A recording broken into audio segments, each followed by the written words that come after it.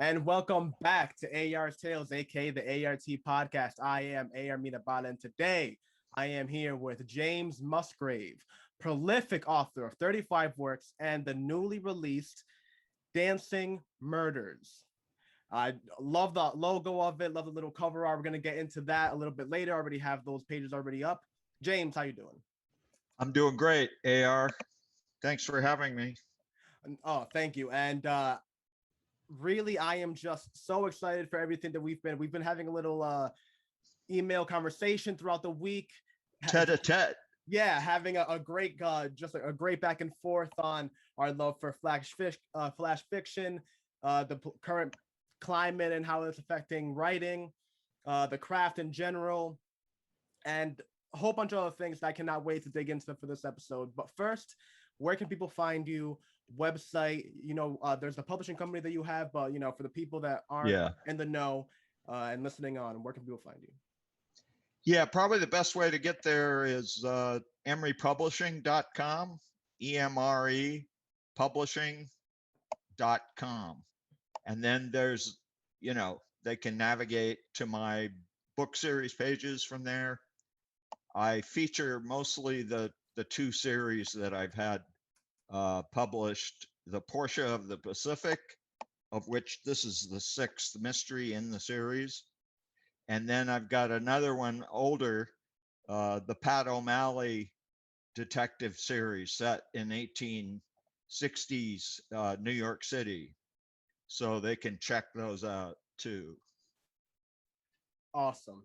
Now, cranking into the episode in kind of full gear, I usually like to start off with asking the person, where did you start writing? Now, a little background, you've been writing for 30 years. You got some age behind you as far as the craft goes, which is sure, specifically not a thing that especially the indie authors that I talk to, right? Not a lot of them have as much experience as you do. So how did you start writing? How did you start the craft? Well, I started, I used to keep a journal in high school. I'd write stuff, secretly, because my family wasn't college educated. They weren't pushing, certainly not literature or any of the stuff that I was getting lightning bolts from. I was kind of like Holden Caulfield. I don't know if you ever read Catcher, but I was good in English, journalism, the rest, so I finished in the bottom tier of my high school class. Hear you there. GPA. Yeah, and I hear you. But I was trying to get attention, basically, from my dad, mostly because he was working military type. Plus, he liked to tipple a little, on weekends and take off, and you never know where he was or what he was going to do next. So, when you're in high school, you're that age, you want to get attention. To me, when I started reading, I think I wandered into the library one day reading Emily Dickinson. They were fighting at home or some bullshit. And so her poetry, it's like Billie Eilish's songs. They grabbed my heart, you know what I mean? And twisted it. And that's a totally existential phenomenon. In fact, I wanted to talk about existential reality for just a minute. Do. Oh, take more than a minute. Because we blow our minds all the time, writers. We go off on ideas that people don't ponder normally. And so people look at us when we come up with these things and say, where'd you get that? Why are you worried about that? Or, you know what I mean? What else are you going to worry about? 7 billion people on the planet right now, about close to give 8. or take 100,000 every, hour or so. Each person processing information completely differently and with a totally unique viewpoint. And that's the secret. All these nation states, countries, cultures never let you in on. Right? Am I right or wrong? Right. Okay, so my attraction to literature was exactly that. Here's this person writing on this page. Reading is very difficult.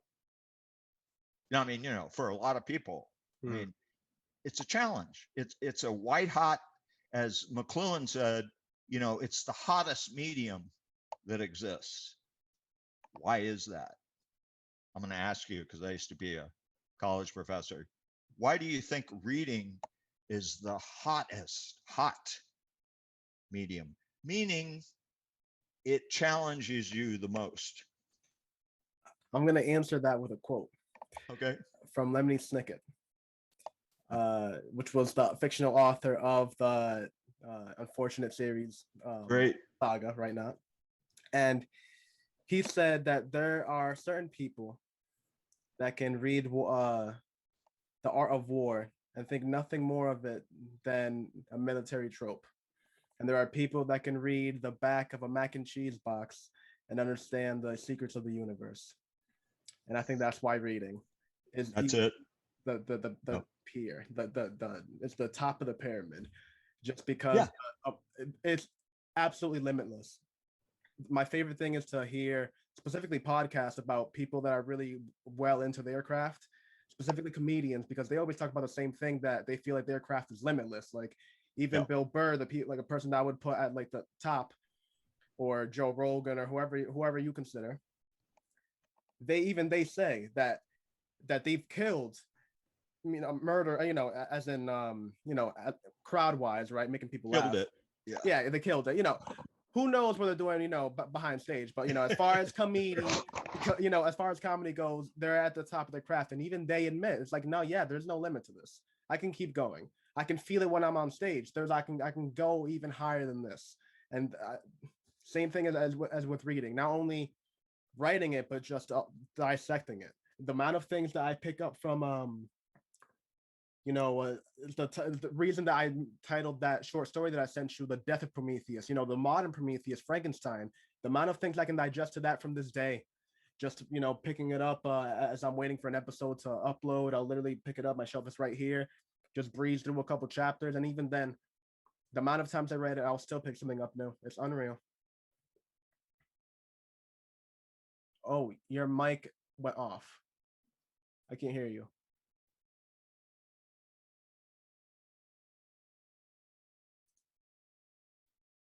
Okay. I was just referencing my granddaughter. I was working with her on an English assignment. So she's a nerd. She's a science person, major. STEM, is that what they call it now? Mm-hmm. So she was doing Mary Shelley's rendition of Frankenstein from the environmental perspective, from Calvinism and all that. Because she gets into that. Mm-hmm. They were a lot more intelligent in those days. I'm talking real now. No, if as far as intelligence goes, I think it's what it is that I think we've delegated a lot of our intelligence to our phones. Yes. I don't think it's real. Again, it's one of those things that we're a lot more knowledgeable now as a species, and the amount of information we can share is lightning compared to what it was then. But what we lost is is that it's almost like the Ralph Waldo whole thing. It's the individualism, which Where's Waldo?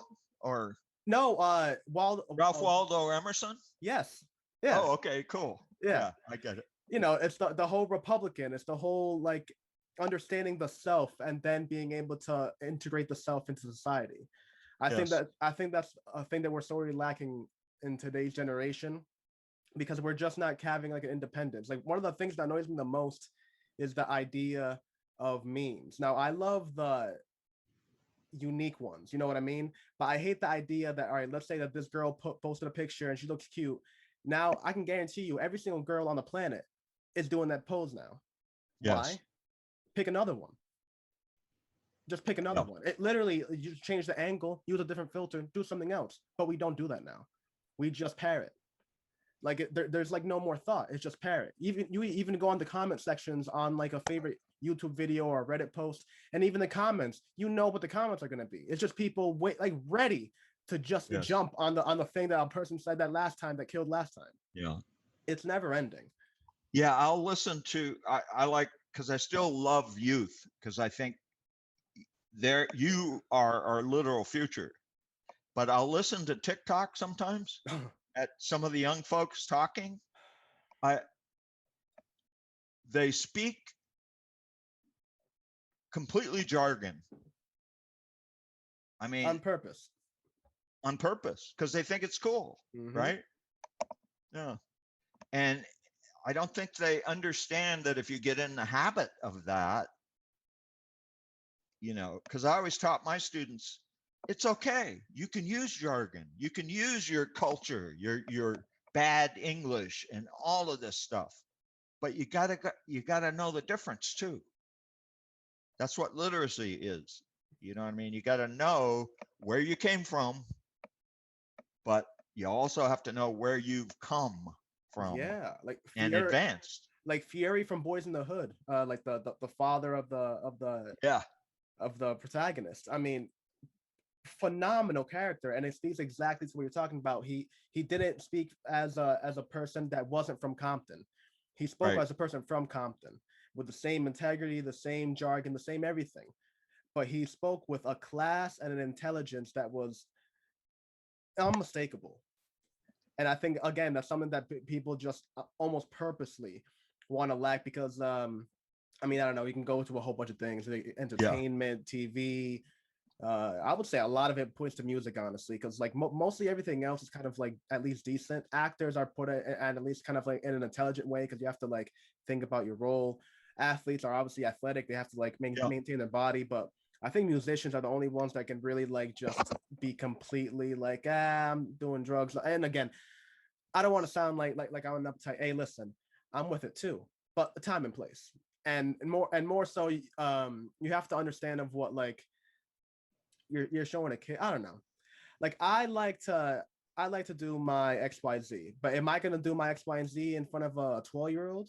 Of course not. I'm telling you, I'll switch to seltzer. Like the conversation's over. Whatever we're doing is over. I'm not gonna put that onto another generation. Everything has its time. Yeah, and everybody blames everybody else. Like the rappers when they first came out with the really gangsta style stuff, they blamed it on their management, saying, well, they want to make money. And so they told us to do this shit. You know what I mean?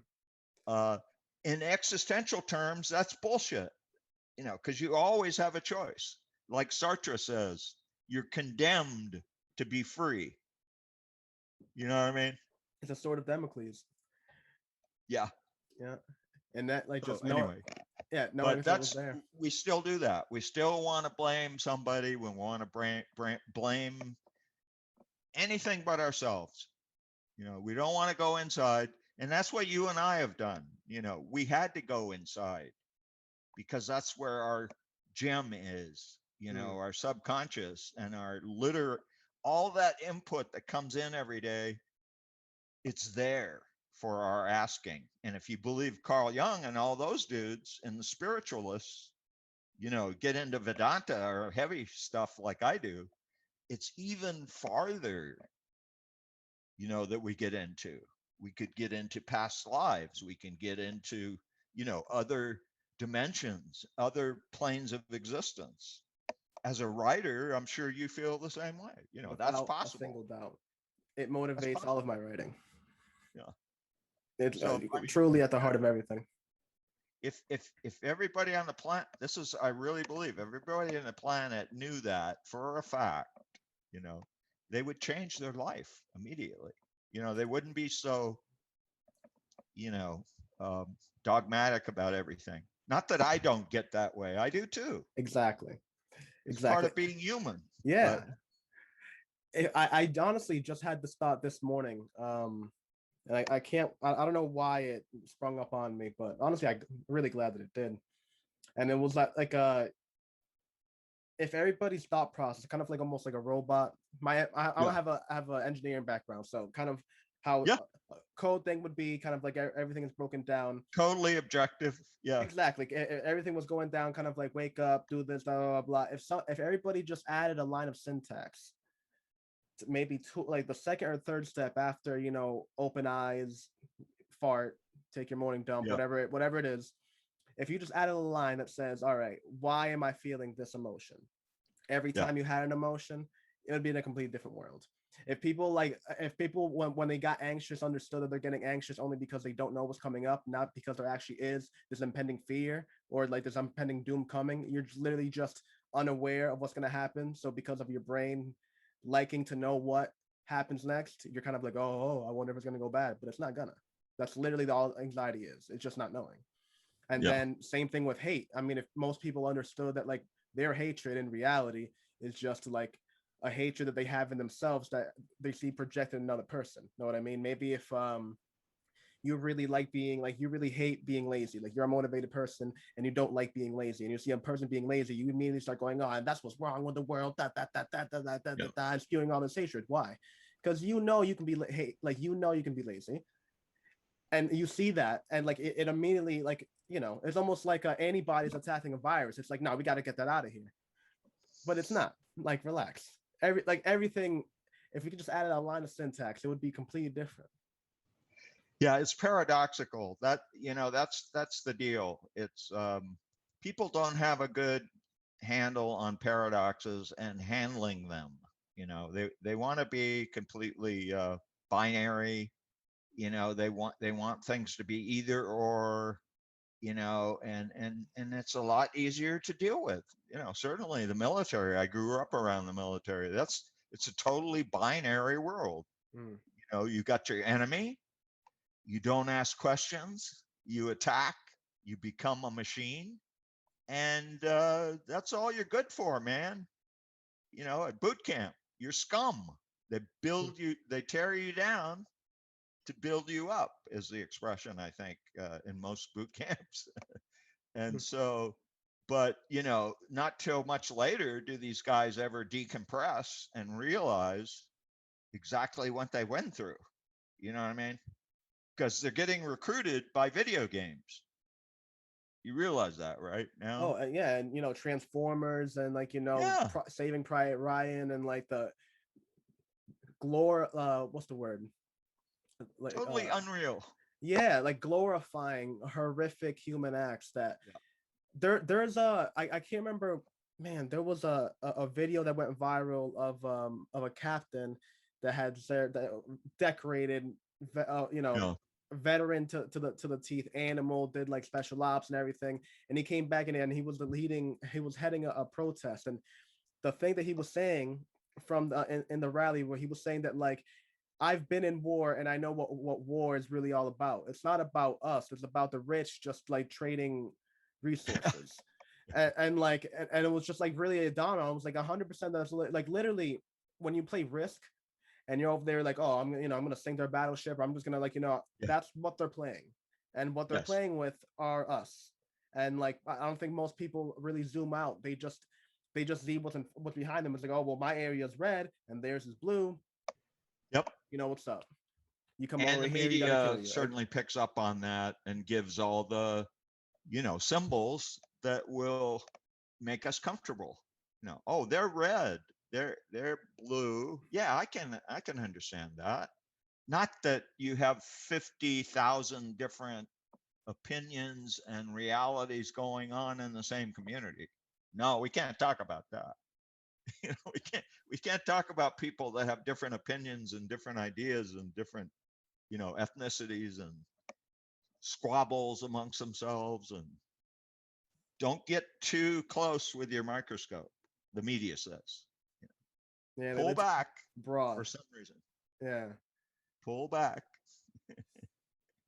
if I can be completely honest, I mean, it's one of those things that, look, I'm 26.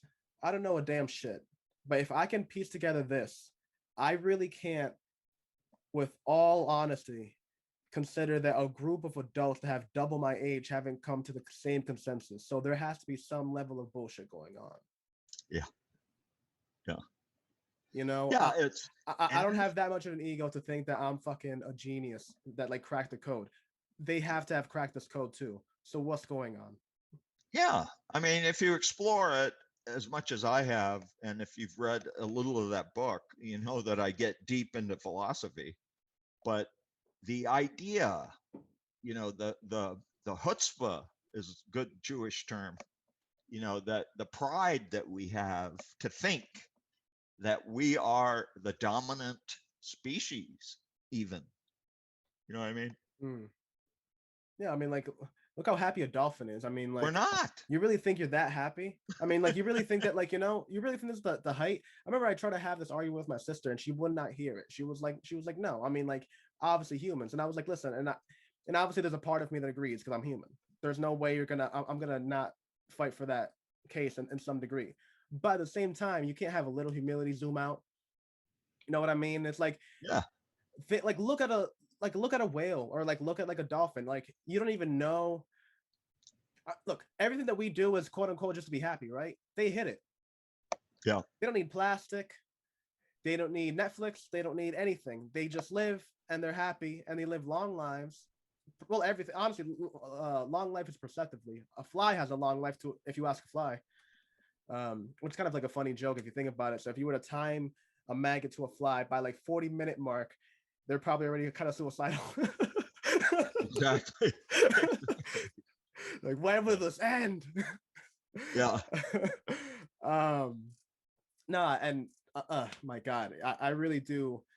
It really does blow my mind a lot, and the amount of things that we just talked about in that little thing. I mean, could be Yeah. dissected even further for millions and millions of years. Jesus, But which is that's what drives authors. And in my estimation, it doesn't, you know, you can get some BS about, well, my kindergarten teacher took me aside and was saying how, you know, what a genius I was. And I first scribbled out my lines, you know, and wrote my first story. it's You the know, Iron Man intro. If you ever watched that movie, it's like he built his first engine when he was 7. He yeah, graduated at MIT at 14. politicians are the greatest for this. They have their story down pat. You know what I mean? It's like, Yeah.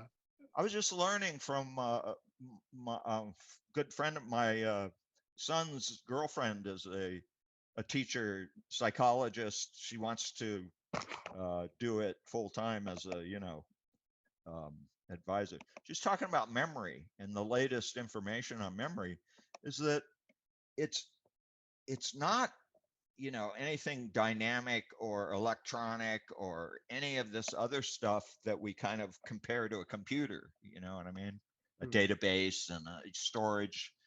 It's much more flowing and active. Like, and I said, is it like a lava lamp? You know, because we used to have that in the 60s to meditate, No, I you still love know, those. I love one. but Oh that's the man, way I the need more of memory those. is. It kind of constricts, flows, expands. You know, it's not a mechanical device. That's what society wants us to believe. You know, they want us to become computers, for God's sake. That's I that's Silicon's Valley's dream, in my estimation. No, yeah, I wrote a paper on it called like Homo Robotica or something like that Yeah. about I like mean, basically the good same. sci-fi writers are always tripping on that. You know, I mean the really great ones, in my estimation. Hmm. But Well, I definitely can't consider myself great, but it's definitely one of the things that drives. I mean, as I continue going, people will see it's a very yeah, deep through line. Just the idea of everything. I can't remember the maybe you'll know better than I the actual like term, but it's I can't remember the boat. It's like something boat. It's the idea that like how many planks can you replace until the boat is still the boat? mm, Do you know what I'm talking about? yeah, I'm fuzzy on that a little bit. Yeah, A same. little bit blurry, as Billy would say. Yeah, so basically the philosophy for those that aren't unaware are it's the idea that you have a boat fully constructed, and then over time that repairs are needed, and you know XYZ, wear and tear, fires, Oh, whatever. okay. You slowly keep on replacing planks and pieces of the boat. So the Yeah. philosophy is when you replace all pieces of the boat, is the boat still the original boat? What is the boat? Is the boat the essence? Is the boat the random planks that fall off? What is the boat? And you can, and that obviously translates into what is a human.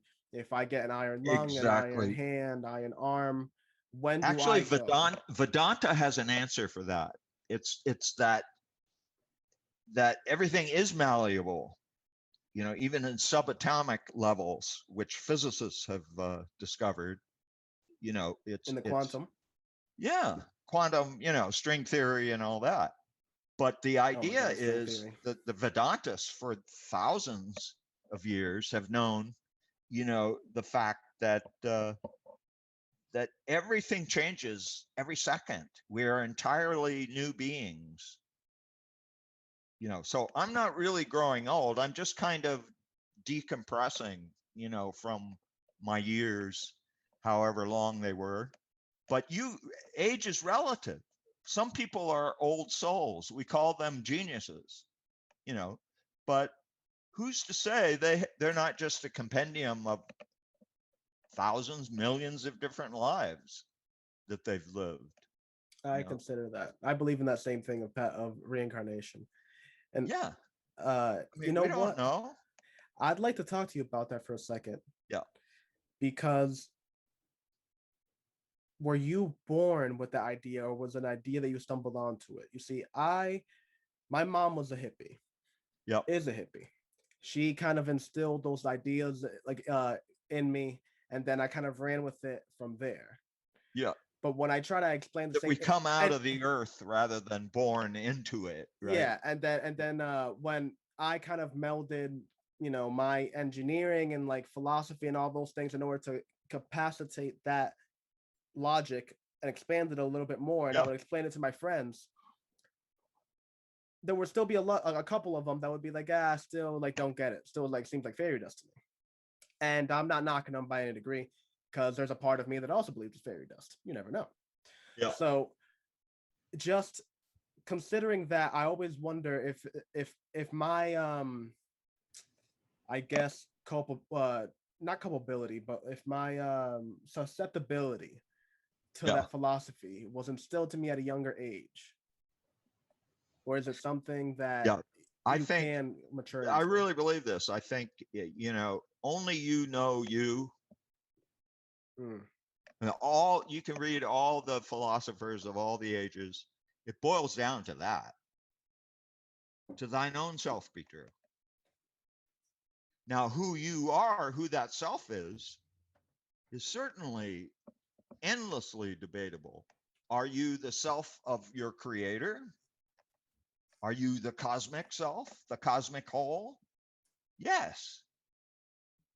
You are a God unto yourself. Don't tell that to the Christians or the, Jews or a lot of the, our founding, philosophies. But I believe that's a fact.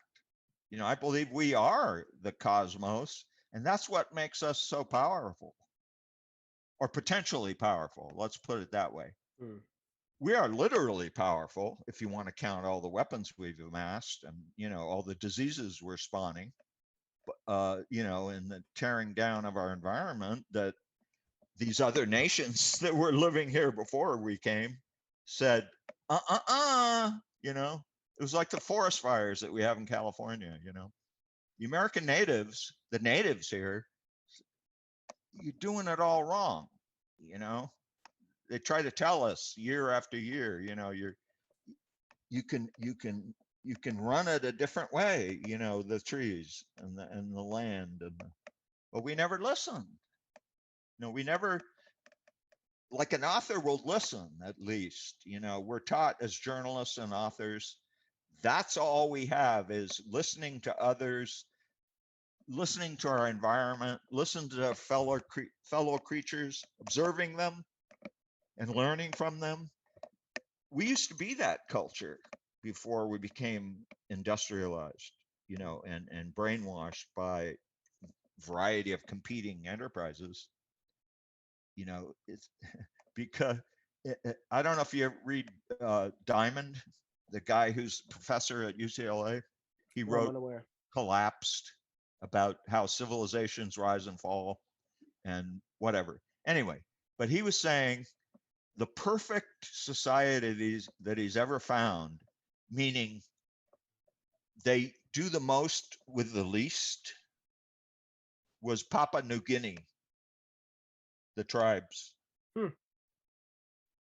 And he studied them, for quite a while, for quite a few years. And, they would make weapons out of things they needed, in daily life. And they would find ingenious ways of, doing all kinds of things. And he lists it for you, in his book. But it's really amazing because we never look backward to advance ourselves. I have a weird thought for you. We're forgotten about history almost. Oh It's no, like, that is humans' number one fallacy. It takes about 100 years for us to forget what happened before. yep. But a thought that just kind of crossed my mind as you were saying all that. It kind of crosses back to I can't believe his name's gonna, I mean, he's the god of George Carlin. Yeah. It goes back to his joke about plastic, right? It's like, what if the earth made humans just to get to plastic? Not even that, like, we're like the end step, we're just a step to get to plastic. Yeah. I always like expanding on that idea. And I was just thinking, can you imagine if, like, all the things that we, like, complain about and beat ourselves up about the human psyche and how our constant need for war, can you imagine that's just on our end and the earth is just there like, yep, perfect, another war, check mark, yep, another more oxygen in the air, perfect. That means that in a couple of years, it's gonna reset and do the things that I like, and then all these little insects are all gonna die, then the new thing I want is gonna come up. We're right on track. Yeah. Can you imagine that's how it is? Like, we're over here beating ourselves up and the earth is there like, no, you keep on doing that, you keep on polluting that lake. I don't want that lake. See what I'm saying? And I can't get rid of that lake by myself, so I got to make little things called you. Yeah, I mean, it's a again, problem, I'm not saying we are advancing. I'm a huge eco-friendly person. I'm just going just riffing on that idea. Can you imagine if, like, with all the things that we feel bad about, it's actually like supposed to happen?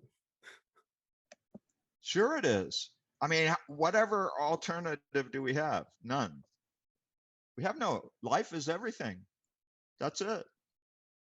The show is great. Enjoy it.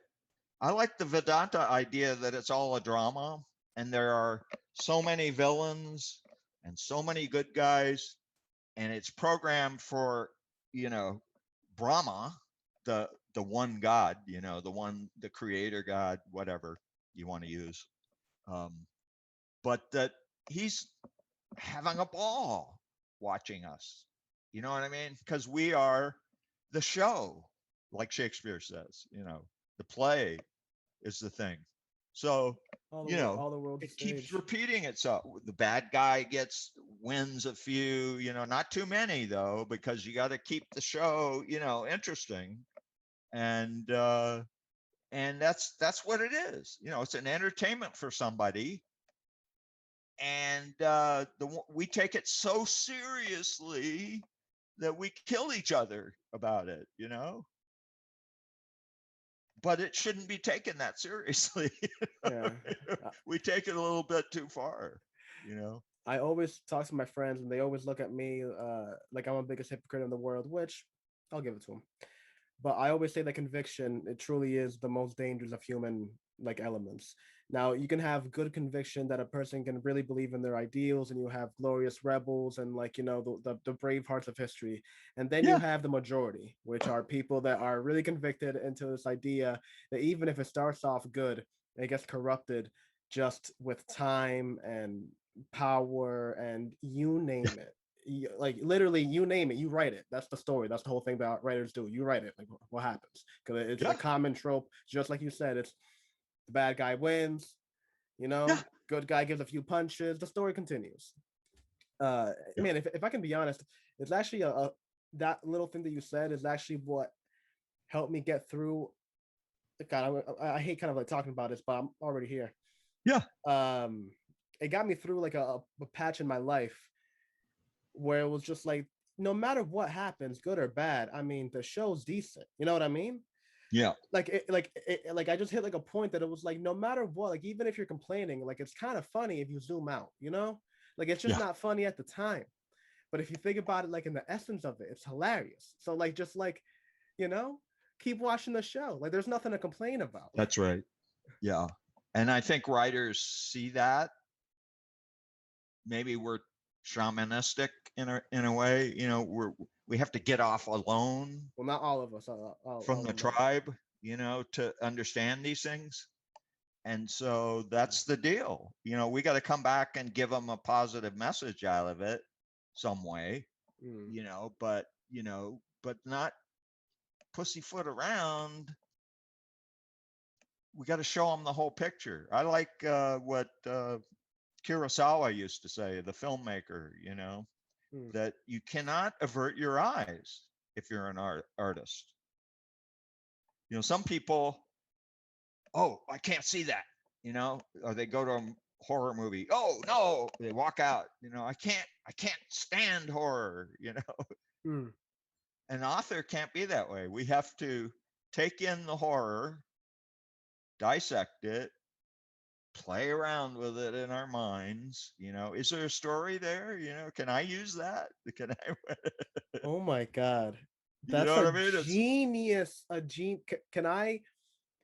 So you basically just boiled down a thought that I've had, I think, on the podcast over multiple episodes, and it kind of goes to a joke. Have you ever seen the movie Goodfellas?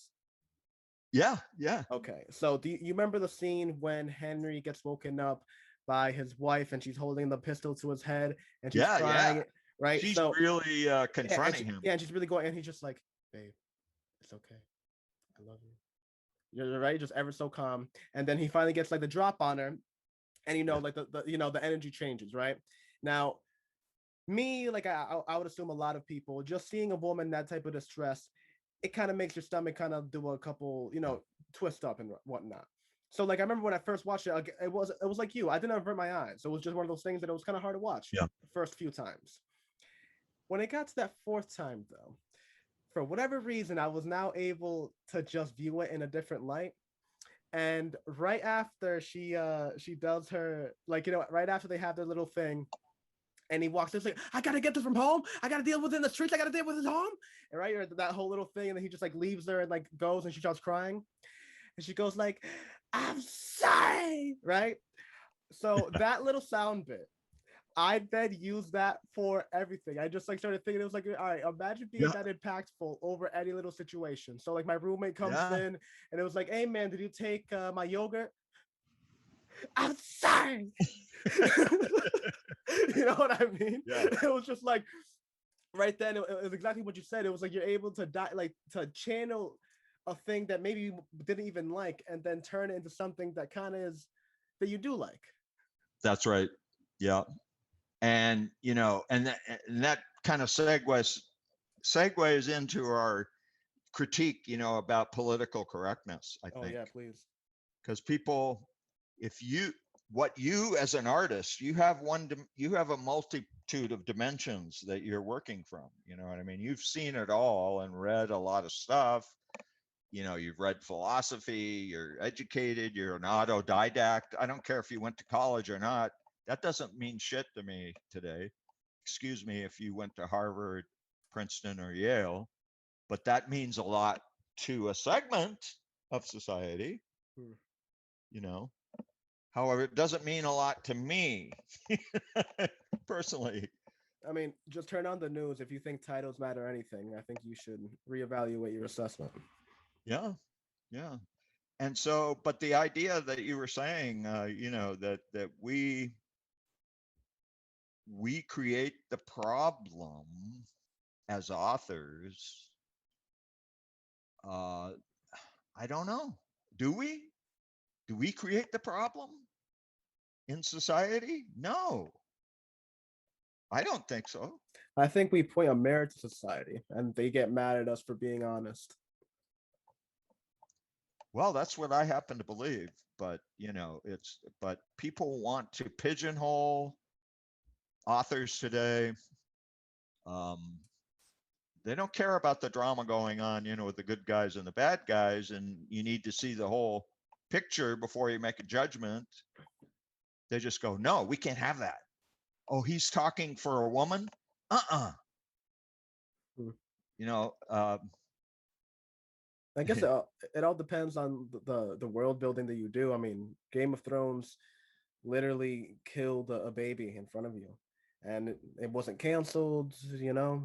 yeah, People, definitely it was kind of a big audience. guttural, yeah, big audience, guttural, but it's not like it killed the show. It's just, in the same light, there's shows that aren't that well, and they'll graze upon a little subject, then they get canceled over nothing. So You just cracked me up because I remember a SNL routine they did on Game of yeah. Thrones. I don't know if you saw it, but it was I'm a like huge SNL person. this adolescent guy, playing an adolescent, is the real director of Game of Thrones, right? And so he sets up all these nude scenes and then he Yes, goes I and do runs remember. off. He runs off to the restroom.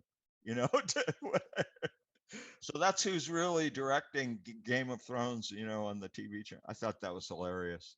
Of course, Game of Thrones fans would go, "Oh no!" Nah, but I mean, there's a lot of things. I mean, especially when I watched Game of Thrones, I wasn't writing yet. So when I'm able to go back and be like, oh, wait a minute, like, I'll be very funny. The reason why I think, what did I just say? Did I just say I'll be very funny? I don't know that. I'll say a point I think is very funny. Yeah, in Game of Um, Thrones. yeah, and regarding to Game of Thrones, and it's in writing in general. It's when I was a kid, anything that I watched, I thought that's how I was. Like, I understood there was a Yeah, person writing it, but like, to sure. me, that world was how it was. There was nothing I could change. Like, if something happened that I Me didn't like, too. I think every young person. you know what I Yeah. mean? If something happened I didn't like, it's not that I could be, it was like, oh man, that guy messed up on that scene there. I wouldn't think of that. To me, it was just like, oh man, that sucks. Oh well. And honestly, I carried that for a long while until I started writing, understanding it's like, oh wait, there's a person that controls that, and you can just omit certain things, you idiot. So especially when I watch Game of Thrones, anytime a person like makes the argument that it's like not all about like genitalias and everything, I'm like, all right, Yeah. we'll go back to these specific scenes. Now you tell me where the plot advances during that. Literally, they could have the dialogue ended 45 seconds ago, and now they're just showing whatever this is right now. Yeah. What is this? Like literally, we could have just edited What's that the entire connection? thing, Yeah. and then go to another scene, and the plot would not differ by any degree. I'm not a prude. I enjoy erotica. But if you're gonna Erotic watch scenes porn, watch done porn. Is well. what I say.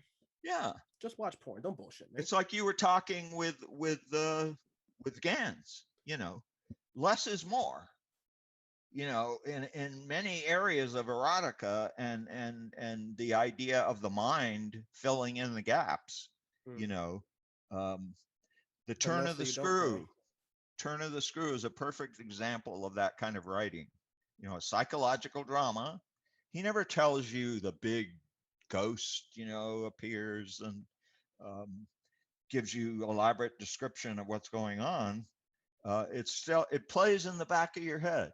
It's always there. It's like my book, the latest one. I really got out on a limb on this one because I'm playing with the stream of consciousness idea that's been around quite a while, actually. A lot of writers, Woolf, uh, Virginia Woolf, and certainly Henry James and, Kerouac. He wrote On the Road. I don't know if you know this, but he got a big thing of teletype paper that they had in those days, because they had teletype machines, typewriter things. He got one of those giant rolls in the teletype, and he used that to compose the entire book, with no editing, just stream of, because they were into Zen in the 50s, the beatniks and those guys. So Kerouac, that's what he did. He like let it pour from him That's always intrigued me because some of my best writing from students would be like in the classroom under pressure, not an assignment where you had to think a long time, about it and how am I going to do this? You can look back at your own schooling or your own writing chores. No, without a doubt, you're right. Did you write better under pressure, when you had to let it flow spontaneously and Oh, go with the bigger expanse of your your consciousness?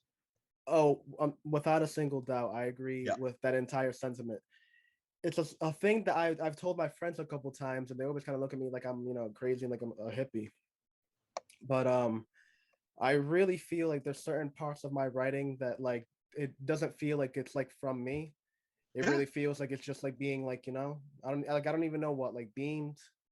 I can't really You want describe to it. bow down to it, right? You want to make a shrine for that If entity. I can be honest, no. It's more kind of like oh no, thanks.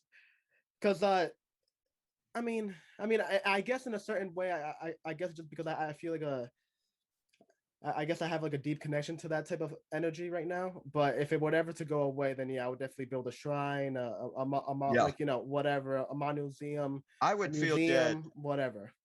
When my wife had Lewy body dementia, which is a tremendous, Oh. debilitating. She was a college professor, a nurse, brilliant mind. And then you see the mind deteriorating before you, and you knew the person before. And I was, of course, self-centered author, and I was thinking of my own fears, which that's probably the worst, is that my mind goes, that you lose your memory, you know. But then I started playing author. I thought, well, who am I to say what she's thinking or how she's processing? Because she still smiles at me. This is the later stages, but that's what saved me from being like really full on depressed about the whole thing. You know what I mean?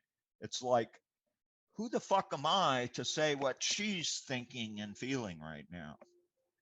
I can, she eats, she enjoys, you know, uh, I keep my cats and, my animals. I don't expect them to talk for me. It's like, so I gradually got out of this whole mindset of, wow, you lose your power of the word and you're suddenly nothing, because that's what I feel as a writer. God, if I can't communicate, I might as well be dead. You know what I mean? I really feel that I sometimes think I say that because at I least think I'm twice a good. day. Yeah, Yeah. at least twice a day. But then, I have to, for my own survival and my mental health, I have to reanalyze the problem I'm having here, guy. I have to talk to myself and say, you don't hate this woman who's changing in front of you.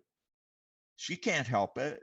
You know, she's under the power of something bigger than she is. You know what I mean? So Mm. um, that's the thing about the higher power too. It doesn't necessarily have to be a mythological God. You know what I mean? It can be, A high version of yourself, it's yourself. an idea to strive to. It's how miraculous that brain is of yours when it's put to good use. That's what I believe. I mean, some people don't use their brain at all. Mm. I mean, I don't No, no, want to no, no, no, no. I don't want to be insulting. No, you're right. But like the way I think about it is that they use their brain, but they use the brain more on autopilot. They let emotions There you go. There captivate you go. them. So like let's say that They they have have it everything ready. They have a response. exactly. That's Yeah. exactly the better term for it. It's like let's say that in their head they don't like the color blue. They like the Red Sox, not the Yankees. They like this, not Yeah. that, this, Yeah. not that. So anytime they get a positive of it, it's like, oh yeah, go Sox. Anytime Yeah. they hear the negative, it's like, oh fuck you, and that's Yeah. it. There's no thinking. They're not considering the person wearing the Yankees cap as a baby. They're not That's considering the it. person wearing the Red Sox jersey is a fucking racist. They're not Yeah. considering Yeah. that they're not putting they're not really objective. They're not thinking objectively. Society does that to them. Yeah. Exactly. It's more that they're going on autopilot. And if I can be honest, it's taken me a while to get to that ideology, especially when you grow up, you go through your adolescence, you go through all that, like South Park does a great with, like, Stan wakes up that one time and he views everything is literally shit, and like he can't understand why. I just always love that episode because it's perfect. I think like at a certain age, I think everyone should be like governmentally mandated to watch the episode, just because it is the same way I think everyone should understand truly what a catch-22 is and read that book, because I think great book. Yeah, and those things specifically just tie in so deeply into the human psyche and like what our experience is, that to not be well aware and well versed in those pieces of literature, and yes, I am still referring to South Park here, would be a detriment to a higher reflection of yourself. Because I'm telling you, I mean, what we talked about earlier, I think perfectly ties into the idea of a catch-22.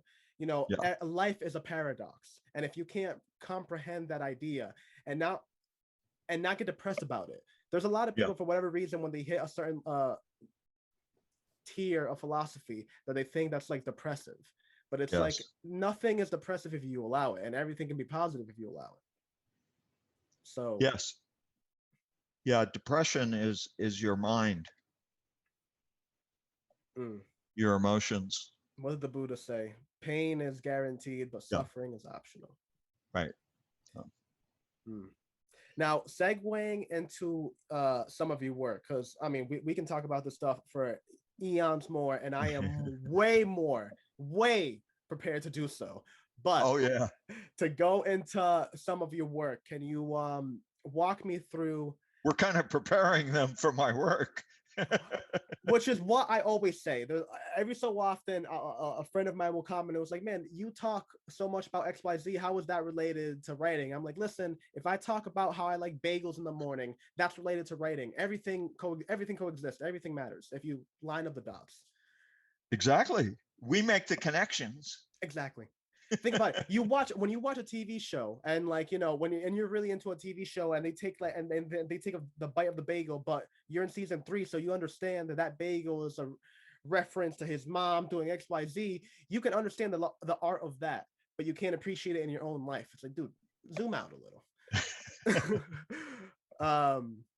But onto your works. Now you have the Dance of Murders, which again, I love that little logo with the six finger hand, the eye in the middle, I'll tell you what, I'm working with a cover artist, and she's good, but she wanted more info, on the plot and yada yada, setting and so forth. But I want to keep that curse, because it's the evil eye curse. Yeah. And you use that symbol to ward it off, and I truly believe there are people who can put a curse on you. Do you believe that? There are like witches, warlock type people who Hindus are into this, I think, a lot more than we are. But I would say I'm 50-50 on it, and I'll tell you why. Okay. Because again, I guess it's just like the ongoing battle between me. It's like I have the engineering side, math and logic, and then I have the artistic side, the hippie side. So it's like 50. I truly am in the middle about it, if I can be just 100%. I know that sounds like a cop-out answer, but truly in my heart, you can take a lie detector test. That is my answer. I really believe it's all possible. I mean, it's foolish not to think so. Yeah, it's like how do we know what the power of our mind is?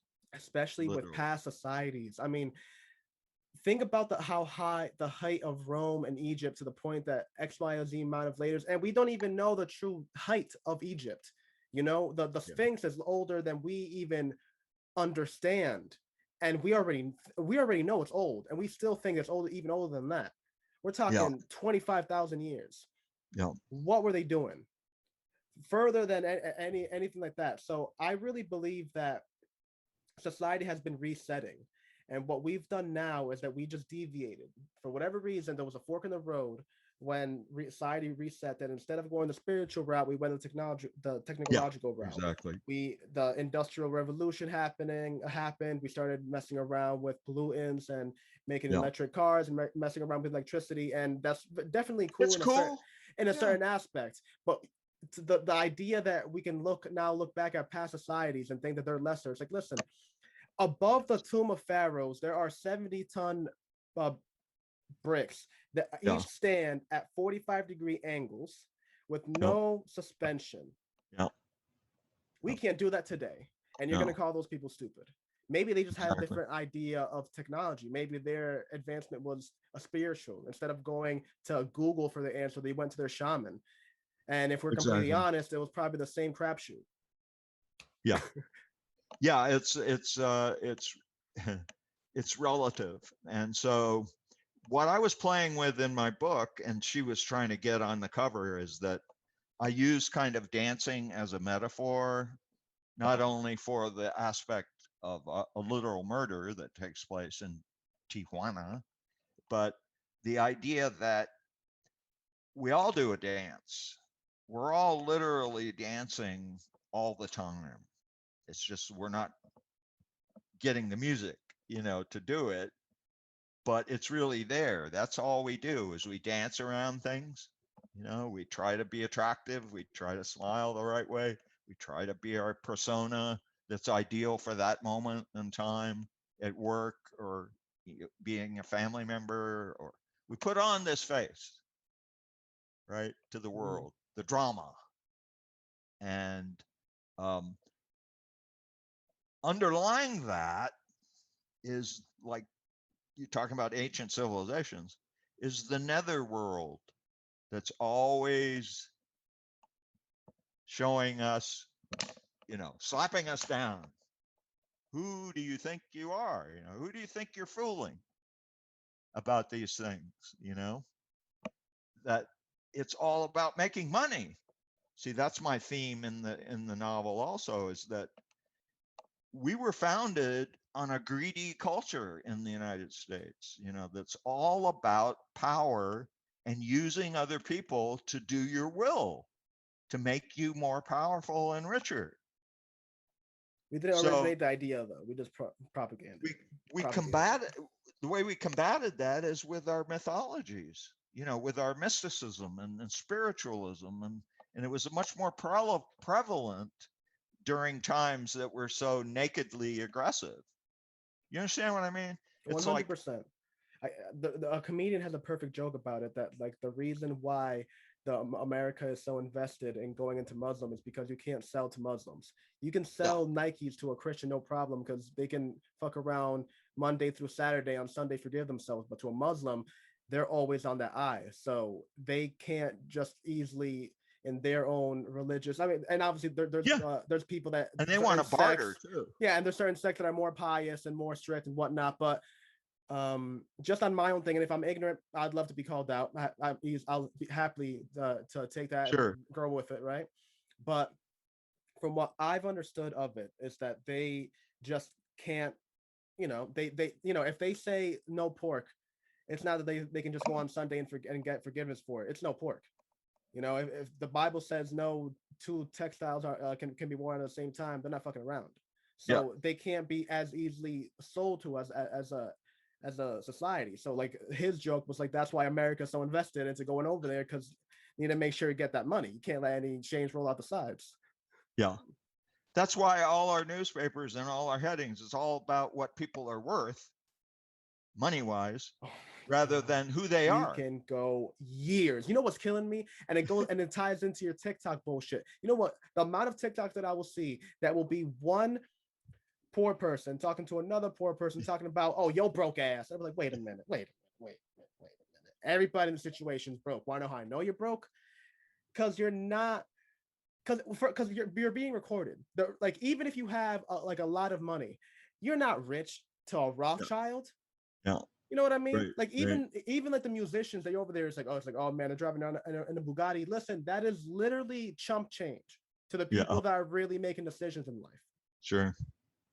And and I guess it's one of those things that like when people look, it's like, oh, why even think about that? That's not like in your like peripheral. It's like, Yeah. what else am I gonna think about? Yeah. So the cover is going to be, I need the seven veil dancing because that's totally symbolic. The dance of the Salome in the Bible, where she had to dance seductively in order to get the head of John the Baptist, the prophet. So I'm hoping, I talk about it in the book about the dance itself and how it is. But I've got basically three madams. Okay. One is a clandestine madam, which is Wyatt Earp's wife, Josephine. She's a Jew. Her father was a Kabbalah expert. He was. The Kabbalah is Jewish mysticism.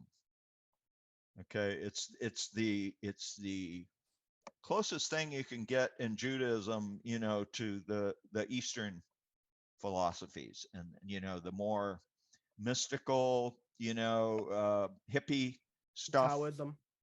Exactly, Taoism and that kind of thing.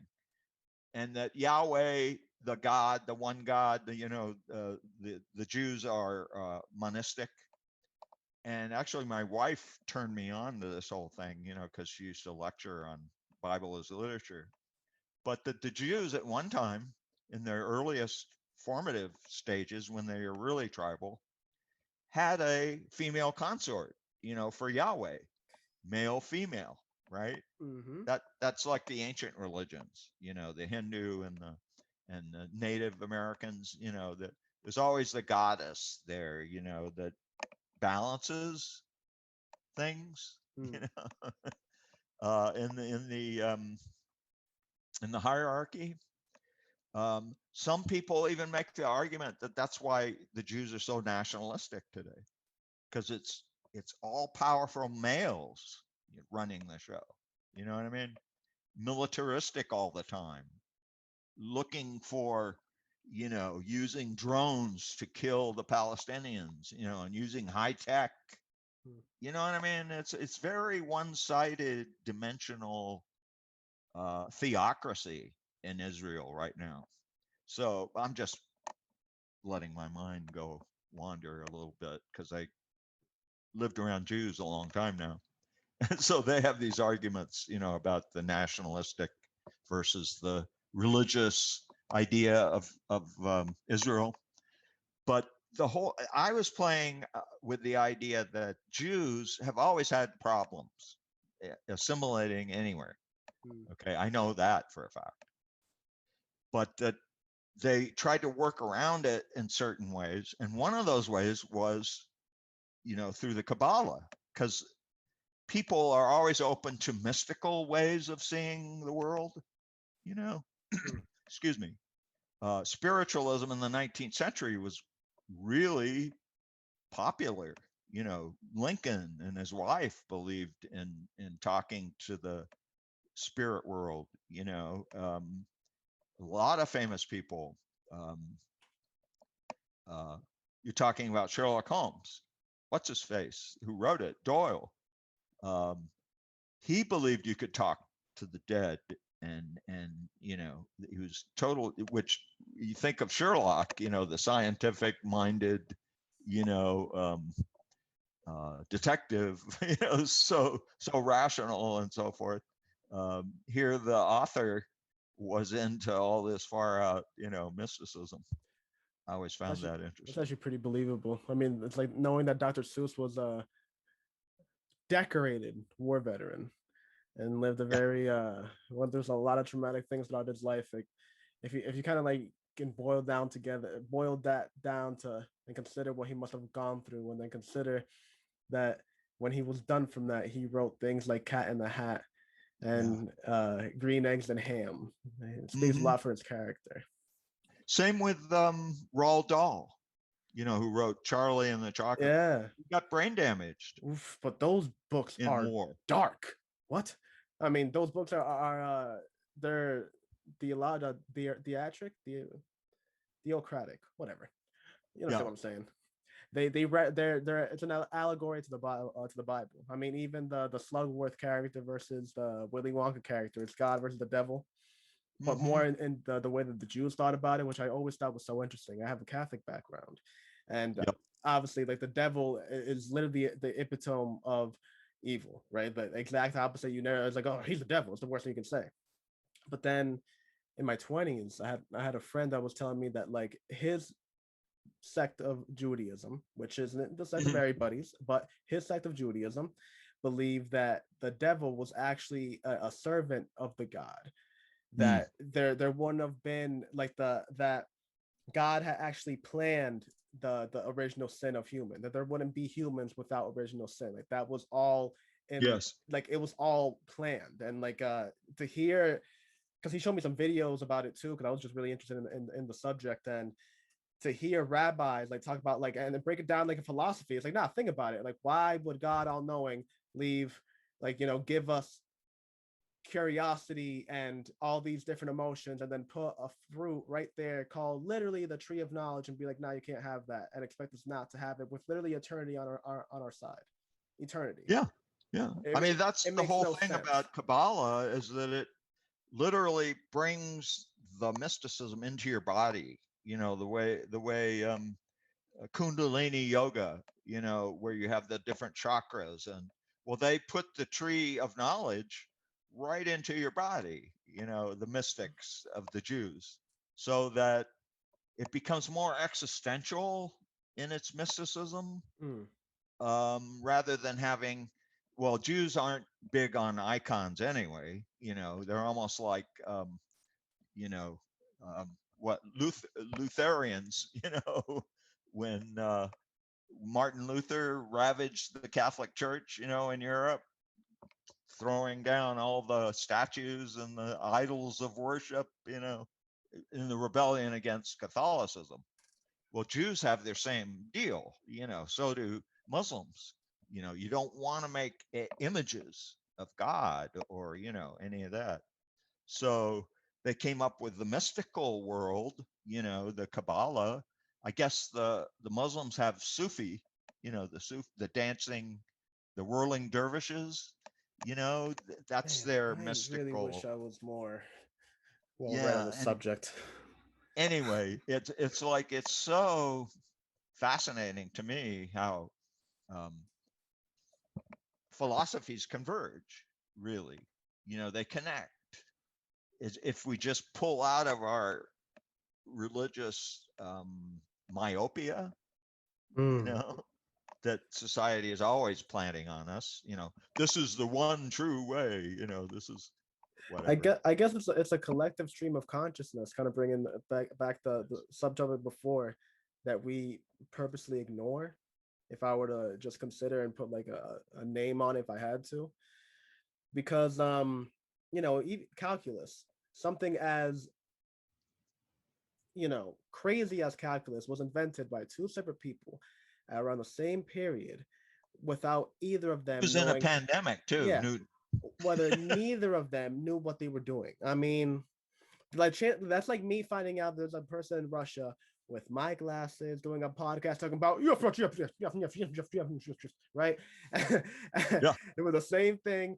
Maybe he had just the invert. His room is like, you know, this is yellow, the border is yellow and the room is white, whatever. And he just wrote allegory of the finale, whatever he calls it, right?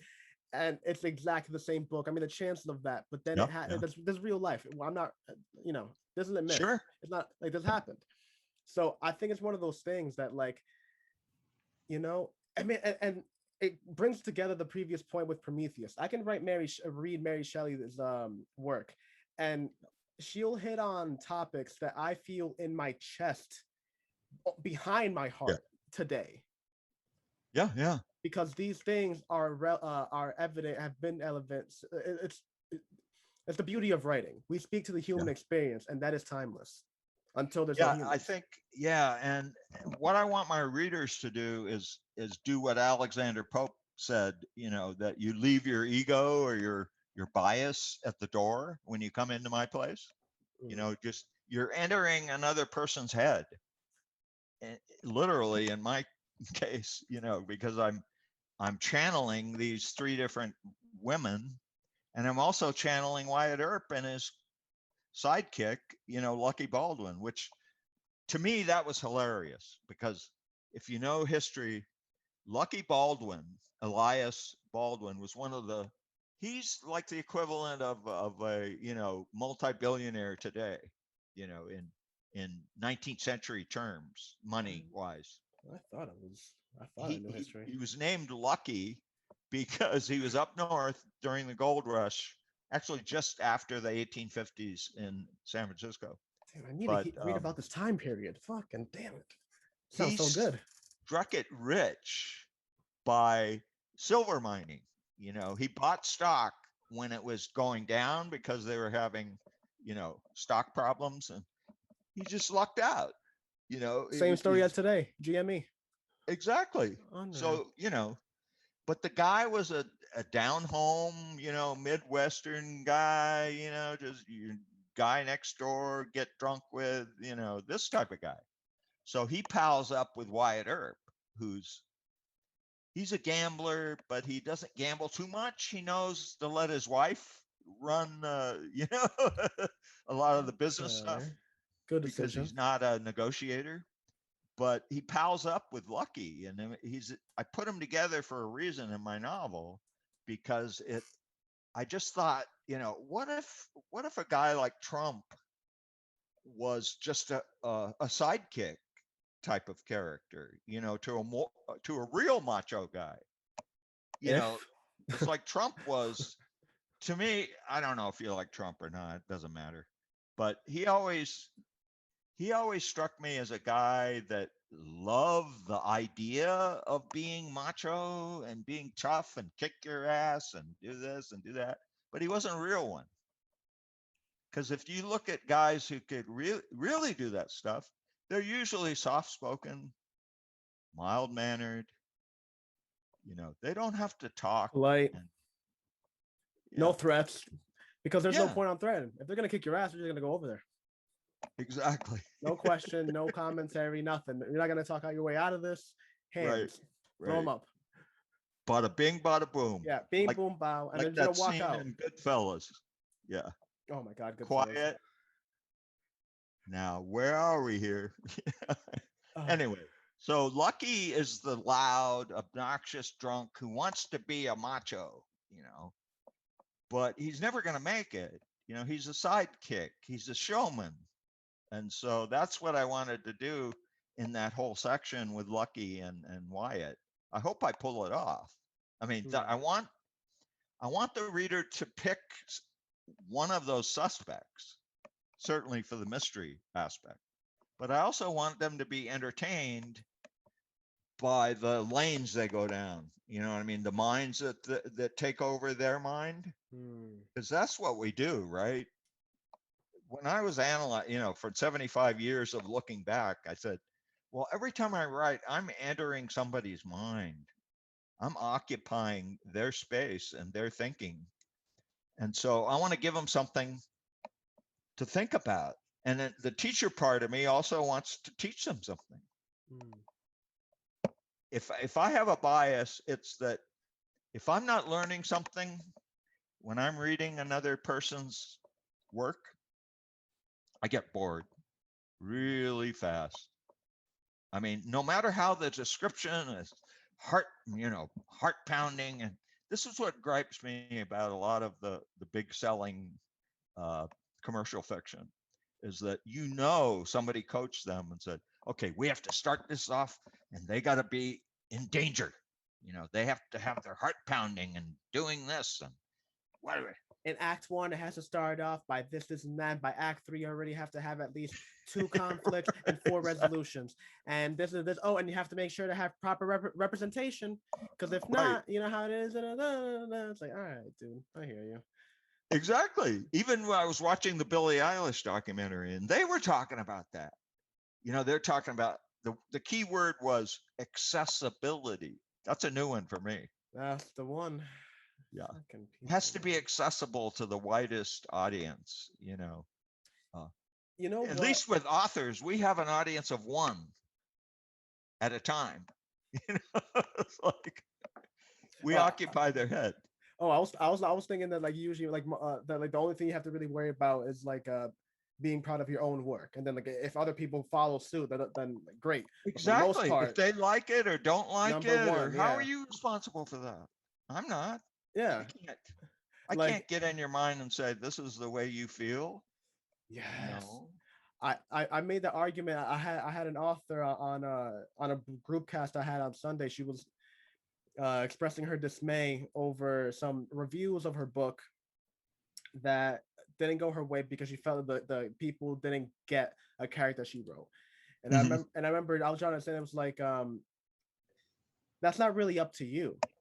Like Yeah. we can only create the inception. We can only create the creation, right? No. That's all we're responsible for. Reception is on the other end. We have no control over it. If I were to write a character that in my head is the biggest badass ever, and I pass it off to somebody who's like, "Oh, this is the biggest wimp ever," then I have, oops, Those are that, the corny mistakes we make as beginning writers. yeah, We think it's great, that it's really, being emotional and this is great. No, you've just written a vignette. That's like a slice of life. You have no story there. There's no motivation. There's no drama. Then you go, oh, I thought it was so great. It was like, I yeah. described this so well. Well, I think what it is that every so often, will like even if you don't have like a dedicated stream, sometimes people will get like a little splash of a stream of consciousness, and they'll get like a good line and be like, oh wait a minute, this one line just validated 100,000 words of text. I'm over here. Yeah. Uh, but That's my qualm, if you will, about this novel, is that I have some passages that go on a long time, and I'm going to turn writers, maybe some writers too, some readers off immediately, because they'll see a long passage of text. They're not going to go for it, even though I was really challenging them and channeling some good stuff in my mind, in my own mind. yeah, You know what I mean? So, and I'm not talking about politically correct stuff. This is like just the reading task itself, because I'm so afraid that our modern reader has become so attuned to their own time schedule and their own priorities that anything that diverts them from what they think is the next thing they're supposed to be doing. And I think history does that to some people today. Ooh, it's historical. What is that? I mean, they took a survey. They asked some kids when the Civil War was in this country, what date it occurred. The majority of kids couldn't even come up with a time frame. They couldn't relate to the period. They have no you know what? concept. Let's play this game right now. I'm gonna say 1830 to 1840. How far am I? Are you BSing me now? No, I'm actually not, Are because you playing a guy on the street? No, I'll be honest with you. That is actually, and you kind of spoke to a really interesting point. For as much as I love history, I've never really given a half a crap about looking into the date. Okay. What always interested me about history was the story of it, and like kind of just understanding the lore of the Earth. I guess Sure. the chronological order wasn't something I ever got really much into. But if I can be honest, it's something I really want to get into for the whole thing you were just talking about now, about the period of 1910 with this whole Yeah. with these whole like silver mining characters. I mean, Yeah. for all the stuff that I know about history, I would love for all those things to connect, and that's the main thing that I'm missing right now. Great. That's why I wrote my novels, is I wanted to educate about history in an entertaining way, with a story. The best history books I've ever read were that way. They weren't all facts and dates and, you have to memorize this. It's going to be a quiz, that kind of deal to authenticate it. You know what I mean? It's Now more wait, about the characters. you know, What is the thing of the Civil War? 1861 to 1865. That wasn't that bad. Whatever, 20 Let years. me tell you why it's important. We killed more American soldiers in that one war than any other war. No, I mean, I believe the you know, I know the history, and I Yeah. I think I don't underplay its significance. It's just, Yeah. again, time frame. Look, I love Rome. I can break down Rome piece by piece. If you ask me for dates, sorry. Yeah. No, It's I just, understand that. It's just how my brain just like wired to go. I don't know. Yeah, I flunked a few classes because of that. Oh, You know, I because that's what they were hear you. quizzing me on. On And subjects that I was good at, and it was like it's not how I'm going though. I don't like that little route you're going. no, no, the writer wants to know character. You know, wants to be thrilled and, you know, excited about the content. So that's what I try to do it in my own meager way to entertain, so that people won't get bored about history. The only thing, the way I express it is like, it's a different period. Like, for example, San Diego in 1888 had 23 daily newspapers with a population of 30,000 each, or like in the population of 30,000, there were 32 newspapers. 23 newspapers. 23. I'm sorry. Okay. Like paper Yeah, type. yeah. People read, reading. And Silver Mine Gazette, San Diego newsletter, whatever. Yeah. My protagonist owns one of them, the San Diego BEE. You'd like that, Yeah, because of your oh bee yeah, thing. yeah. No one can. Yeah. Anyway, but so that's one thing. No radio yet. They had telegraph. They had telephones. Just starting. Not like, obviously, we've developed them. But I'm just saying that they had more time to deal with the hot medium of reading than we have today. I mean, if you stop and think about it, unless we deep dive, I think that's an expression, isn't it? Yeah. Today? Let's take a deep dive. I'm gonna deep dive to the point you can Google it now. Right? Yeah, you can Google it now as one word and it pops up, so it's in the dictionary. Yeah. So back then, everybody was deep diving, with their newspapers, and their information was flowing. And journalism was a thing, not a market. Their vocabularies were much more advanced than today. Why do you think? I mean, our news, like even Fox, is tailored for like what? CNN, NBC, yes, CNN, MSNBC, all those things are tailored for like what, 7th, 8th grade reading levels. Yeah, we had a president who tailored for a little boy. What a little boy would argue and get a temper tantrum, and he was very successful. There was a movie. It wasn't too popular, but it was hilarious. It was a future movie. I can't remember the name of it. Anyway, there was a wrestler who became president. The candidate? No, it was a total farce on sci-fi.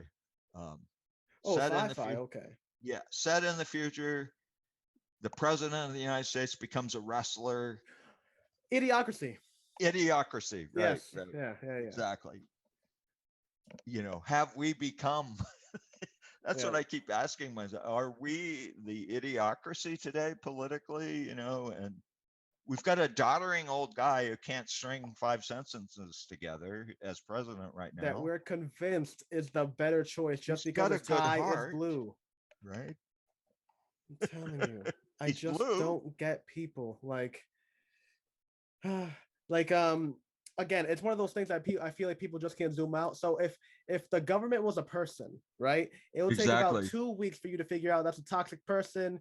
You would have them like on the internet, like warning other people, now there's a toxic person, you can't fuck with them. You know, you would tell your friends, "Nah, I don't actually hang out with government anymore. We're kind of like through, like Have a beer that's with them. they're toxic, you know." But for whatever reason, we can't zoom out and see it in our own government. Like if I came to you and was like, "Hey man, let me get like $4,000 real quick. Yeah. I need it for rent."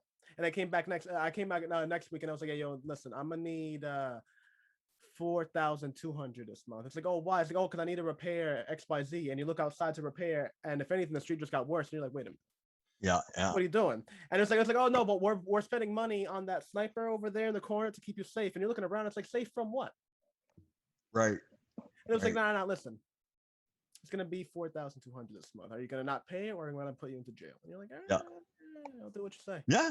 And it's just, I'm telling you, like if it was a person, you would see right through the bullshit. But for whatever reason, the moment they take off the face, and I think that's the genius of it.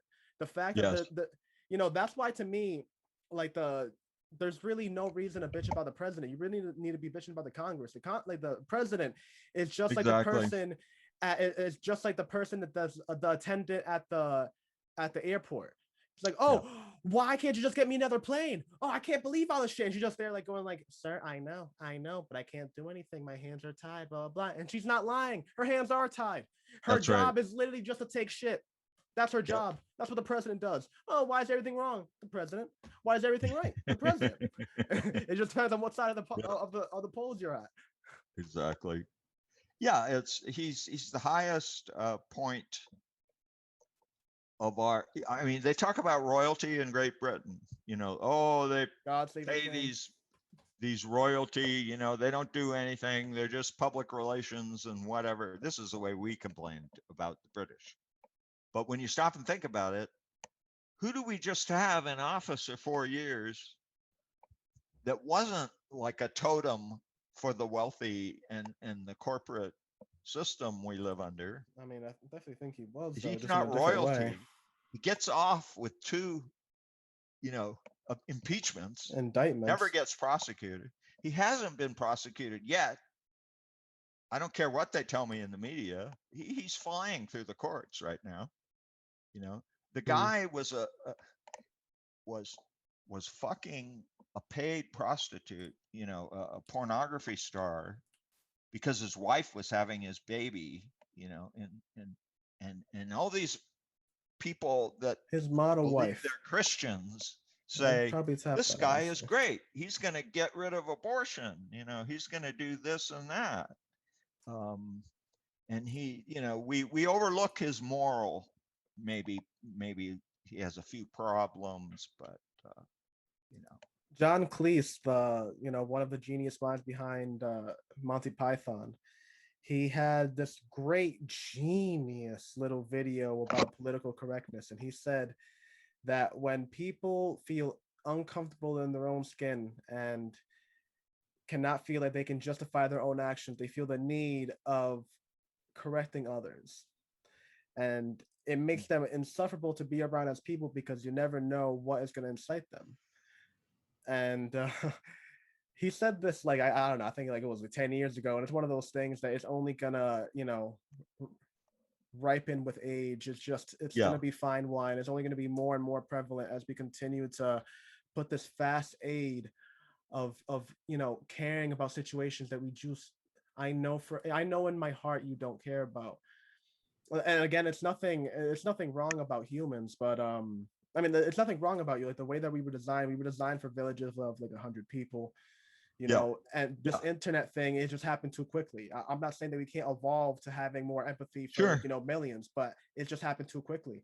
We can't just go from a capacity of like 100 to 200 to, oh yeah, 1,000,000, and not expect some type of ramifications of it. The ramifications that we're feeling is that you have an overload of empathy, but in reality, no.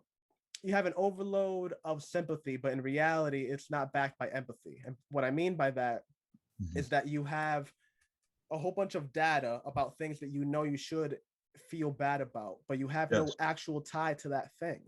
So for as much as you can philosophically think that it's wrong, like it's not hurting your soul. And to act that it is, the things that people like do. I mean, my favorite is seeing little white girls cry about Black Lives Matter. Because it's like, all right, how are you so impassioned about this? Yes. Explain to me. How Yeah. are you just so that much, like you're over here, you're protesting, you're throwing fists at people. Like, how are you this impassioned? Is it because like you really care for this issue, or because you would feel this way if the conversation was red or blue, or Yankees versus Red Sox, or anything? You just like that type of incitement. Or I guess I'll take it even a step further. It could be that, man, I actually lost a second thought. But basically everyone the same, basically that. Exactly. Yeah, it's the idea of knowing yourself and how you handle information and how you process it, how you believe the system works. Goes on and on. Lawyers parse it down to the infinitesimal degree. A court case is a perfect example of dissecting reality down to its parts, its moving parts, Mm, so that it can be of the utmost logic. Okay. Which I've taken law school. I used to work for a law school, so I know how lawyers think and act and do. I want to get into that later. I had a criminal law school teacher came in the first day, said wanted to show us something about being a good witness, right? So he had said, I'm showing you behind the scenes here. I'm not telling it like a joke. But what he had a former student set up to come in and pretend to pull a gun on him. Okay. And then It's just a prank, bro. yeah, and then he leaves, right? And we're all sitting there looking at this, and he shouts at him, about giving him a lousy grade and this and that. And so then he leaves. And so the instructor who was actually a DA, said, okay, I want you to write down exactly the description of that fellow who just intruded on your class, and see if you can, give us some evidence here. All the So white we all guys. He did. was 6'5", dark skin, wearing Nike. Exactly. All the Probably Spanish people. I think he was maybe Muslim. 3 people had similar agreement. And he said, welcome to criminal law, welcome to something to that, so like, My God, that this is. is what you face, as an attorney when it comes to witnesses and eyewitnesses. It's going through right now with the Chauvin case, the Black Lives Matter inspiration guy, Floyd. They're trying the police officer now, Yes, Officer yeah. Chauvin. Okay, so they're parsing it now. They're getting all the realities that people weren't attuned to in the media. They're getting into the fact that the guy had drugs in his system, methamphetamine mixed with fentanyl, blood test of his body, and whatever. So you're getting all this kind of dark, sinister information that they hope will be facts in the courtroom, at least that means if the jury will buy it, So it's always interesting to me, and plus the witness thing, whenever I read about a case and they say about witnesses, I always think back to that first day in criminal law, that a district attorney was teaching it, pulled that stunt with us. Because as a witness, you can't be frightened what you're seeing. I mean, you can't, the Kurosawa thing, you can't avert your eyes. What's our natural inclination as mammals? When there's violence or something bad happening, I just saw a videotape in New York City. Some dude was kicking, and this 65-year-old Asian woman kicked her to the ground, started whopping on her head. People just walking by, not even looking. You know what I mean? It's like some people will maybe writers more or more empathetic people will stop and look or observe, um, but not in NYC. In the business area. I don't know. Call me crazy, but when things like that happen, maybe it's naiveness, naivety of youth, but I don't know. Makes me really question it. I just the amount of videos that you'll see about people bitching about a person not wearing a mask, and then you're gonna tell me that a woman gets whopped and people are just walking by. Yeah. Doesn't make sense. It just doesn't make sense. It doesn't add up for what I know of humans. And what do I really know of humans? Socrates. Everything you know gets disproven within a couple of years. We were talking about empathy, and I have my own private theory based on a lot of reading I did, but that we're really empathetic beings. I mean, if you go into any nursery in any hospital, people always talk babies about will evils and cry. everything, but yeah, man, we're so empathetic. If another baby cries, others will start to cry because they feel for that other being. But that empathy along the line with our society is drummed out of us for different reasons. Now, you tell me how it's drummed out. I go over my own personal life and experience. I know how it was with me because I've had a lot of self-reflection and self-analysis. But I think a lot of people don't do that. They don't say, okay, I was born a very caring and empathetic soul who didn't care about people's race or, didn't care about where they came from or what they, because children play, that's their job. Anybody can watch kids, and that's their job. They play. If they start getting, antsy and confrontational, that's a societal thing, and so it's a parent thing, right? If you live in a dysfunctional family like I did, well, nobody was around. They were doing their thing. And so you had to figure it out yourself. And sometimes, what I've discovered is that our brains aren't developed, especially our prefrontal cortex, until we're well past, 18. Mm-hmm. So we have in a quite a way, lot of input data before biologically, then. we're not responsible for how we react, and not think. The military preys upon that literally because they want people that don't think and that will react. Mm-hmm. You know what I mean? And isn't that a stream of our culture that keeps flowing in and out? They want us to be reactive, not empathetic and calm and reflective. Is that true? There's an element of our society that wants that push reaction, no, rather than the reflection.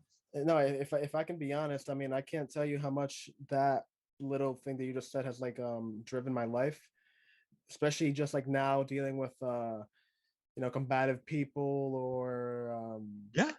ex-girlfriends, friends, people will say things to like excite a reaction. I'm telling you, it'll be hard to diagnose in this podcast, but when you get to know me, I can really make myself very flat and like not say like just like make not really show like no affect. Yeah, no affect. And like I had to train myself because usually I'm pretty I wear it on my shoulder as I did when I was younger, I would say, and it comes out now when I get impassioned about things. But for the most part, I'm pretty neutral, just because that way I can then choose the emotion that I want as opposed to the one that's being trying to thrown onto me. Okay, now let me ask you this: are you making a conscious choice of that emotion, or do you let it come from your true self? I like to call it the true self. So it goes back and forth because again, I'm both the engineer and the hippie, right? So it's I always let myself bask in it for a couple seconds. Like if I get angry, I'll let the anger go for a second. There's no reason to like suppress it. If I really just like motherfucker,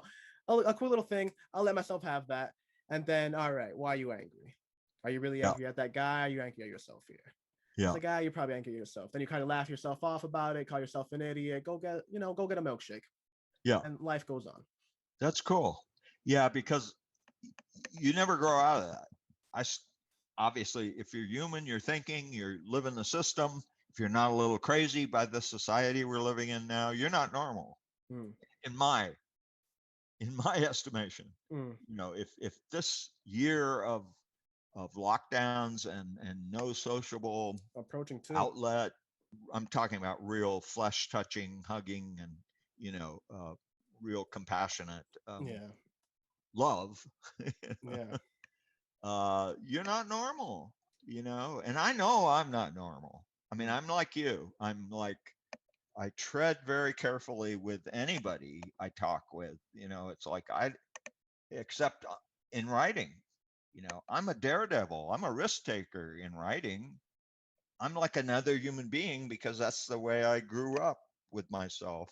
Because I was the ultimate stuffer, of feelings. mm. I think males in general are that way. We're conditioned that way to stuff our feelings rather than emote, Oh, that. because Oh my God, definitely. I mean, yeah.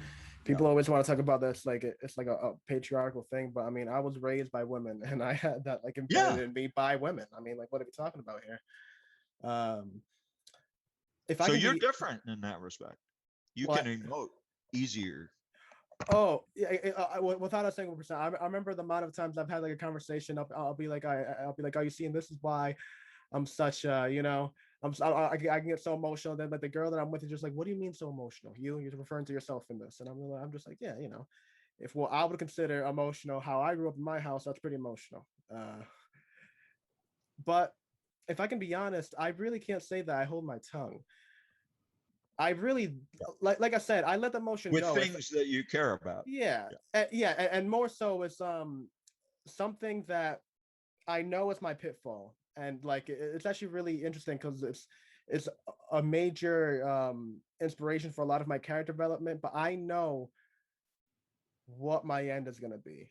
Like I know that thing. Like I believe that every life is a lesson, and there's one lesson that everyone has that is just like a catch 22. Basically, it's one of those Are you things that talking about your writing like a personally. story or No, I'm talking about me. personally? I'm talking about me personally. Okay, you know what your ending is. Yeah, like I really well, I stick around to find out. not oh no no not I'm not saying like it's like oh no on this day meteor's gonna hit me. I mean more like philosophically Oh, okay. like as I was saying like as I was like describing like everyone in life has I believe has like a goal, something you're here for. Okay. And one Yeah. of those goals are like a catch 22, which is a paradoxical type of thing that you can't really see it until you see the whole picture. And I already know what my catch 22 problem is. It is without a doubt uh one, paranoia, and two I guess like you can either consider it pride or I don't know. There's pride and then Like there's hubris. well not not really pride as much as like what's the word I'm trying to go for, like Ego, egotism. nah, not really that, more kind of like desire to want more. Okay. Know what I mean? That is the Avarice. yes, that there we go. That is more of the thing. It's just like that feel that like there's no point that I can feel all right. There's no point that I can feel at rest. It's just there's always something more in my head. Yeah, that's, segueing back to my novel again, that's the whole thing I wanted to give a consciousness of, that this avarice, this greed, mobility, this drive that we have in our country, it was consciously chosen to be prioritized. And until I was hoping, that this paradoxical plague that we've lived through for the last year, which, as a matter of fact, just as many people died in 1968 when I was still around from the Hong Kong flu. One of my other characters, or two of my characters, they're Siamese twins, but they die from Hong Kong flu. Mm. But they didn't make a big deal about it, back then. You know, they didn't say, well, we need vaccinations. Blah, blah, blah. They didn't politicize it. Let's put it that way. So those characters just kind of died from it. But that was the deal. We didn't make big deals about that. We didn't wear seatbelts. We didn't, you understand what I mean? That's just the 60s. So now we're in the 2020s, but that same drive is still there. You know, the drive for avarice, the drive to be better. You know, I wake up, say, I check my how many books have been bought, you know, or if anybody's interested, has anybody written a review, you know, am I reaching anybody? Hello, Pink Floyd.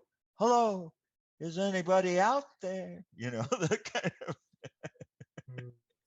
that's the way you feel as an author when you think your shit is good. You know, when you think you're doing something that might enlighten an individual.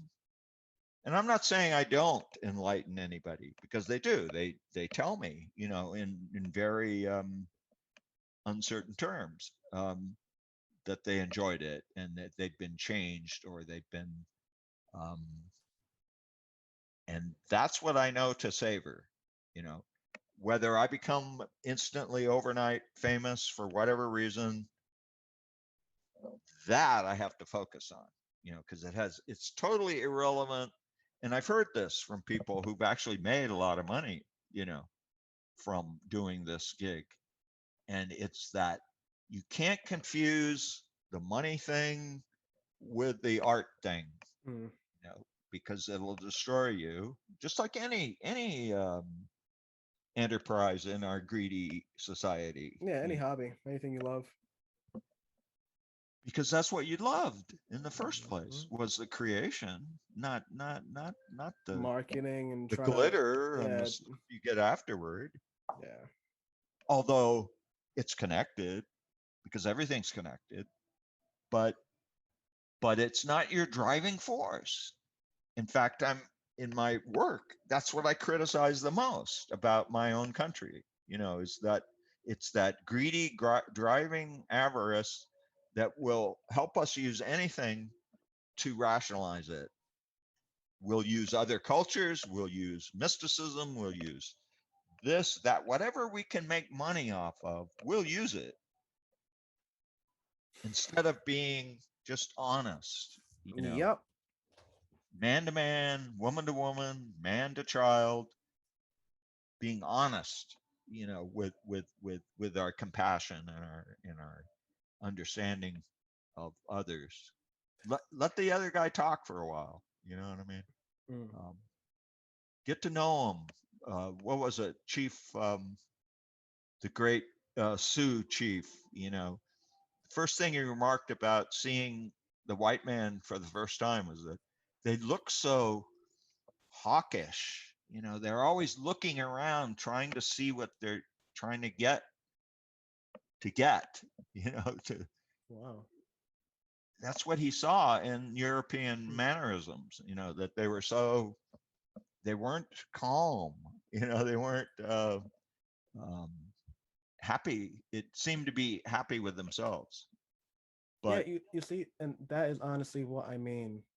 But I like that I just know my own end, because it's like, for as much as I can philosophize and like understand how much the avarice is going to kill me, Chief Joseph, I don't want it to end. You know what I mean? Yeah. I really don't. I love that I wake up in the morning and I almost have like anxiety, because like I feel like I need to be doing something. Exactly. I do too. I love that. I love that feeling. And it seems like really negative, and like you know, I can't tell you the amount of health effects and just like other things that it, you know, moves out of the way in order to fit there. But I can't not have it. Yeah. No, that's the great disastrous drive. That's the drive that creates ways of recycling plastic, you know, from the ocean, like that one kid did. You know, it's like, oh my God, hey, plastic. I can do this, man. I've got 16. The idea. 16. Yeah. And we're parroting Greta around because she stood up to a few adults and got no action done. Exactly. but Yeah, you know, oh, she's still, disabled. but still, She God has bless her. autism. But She's God, on the you know, autistic scale. Yeah. God bless her. You know, everyone's doing their part, I suppose. Better than most. Give her that. Hey, most authors are on the insanity scale, you know, because they're doing this time, putting in hours and hours of research and time And money. letting their veins out in the computer, you know, or on paper, because it means so much to them to get the message out. Yeah, so that strangers can be like, "Hey, nice." I've seen that. Yeah. Like my dad used to say, "Seen one, you seen them all." Painted desert. Let's go somewhere else. Oh my God. Look, I mean, my mother, like I said, is like a huge hippie and whatnot, and like She must love nature. loves nature, and she is a phenomenal artist. I mean, just like the poetry and all the things. I mean, she's Spanish, so like she hits me with like all the Frida and like all the Guzman and all the like beautiful like Spanish poetry and things Yeah. like that. But when she came to America, homegirl, What when country? we were from Dominican Republic. Okay. If you actually are familiar with that history, I'm the Mirabal family. So if you know like the dictator that went around there, we were Haiti family. is the bad republic. Uh, DR actually pretty civilized, right? no, they're both pretty shit. Haiti's beautiful. Oh Haiti, yeah. yeah, Haiti's Bad really government. nice. But not the voodoo and all that crap, right? Oh no, but Dominicans practice voodoo too. I mean, it's one island, you know. Oh It's yeah. just different ways. Yeah. The That's thing that mysticism. the thing that splits Dominican Republic and Haiti is actually geological. It's a river, and the dictator that it was the Dominican Republic. If you can be honest, like that little thing that you just said right there is actually like is actually a stigma that has been like propagated by like so many other like governments that it's like really it really is like shameful. Separating Haiti and yeah, because even Dominican Republic, and Dominican Republic was a dictatorship. My mom was born in 61. Dictatorship. No, my mom was born in 60, and the dictatorship ended in Dominican Republic like 60, 61. No, 61, 62. So like that was right here, recent. Like all my cousin, and that was just the end of the official. You know, that was the death of the dictator. Like the regime, kind of, you know how things go. Nothing ends overnight. So all of my family, my uncles, my aunts, their friends, they all have vivid stories of living during this like regime, and you know that was right there. And during that time period, which was again, it's not even a couple peoples ago. I can literally talk to the people that lived through it. They're right there. Yeah, yeah. They say, well, it's not even say that he caused this thing called I don't know, the purification or something like that. It translates, and he killed 40,000 Haitians and drowned the blood.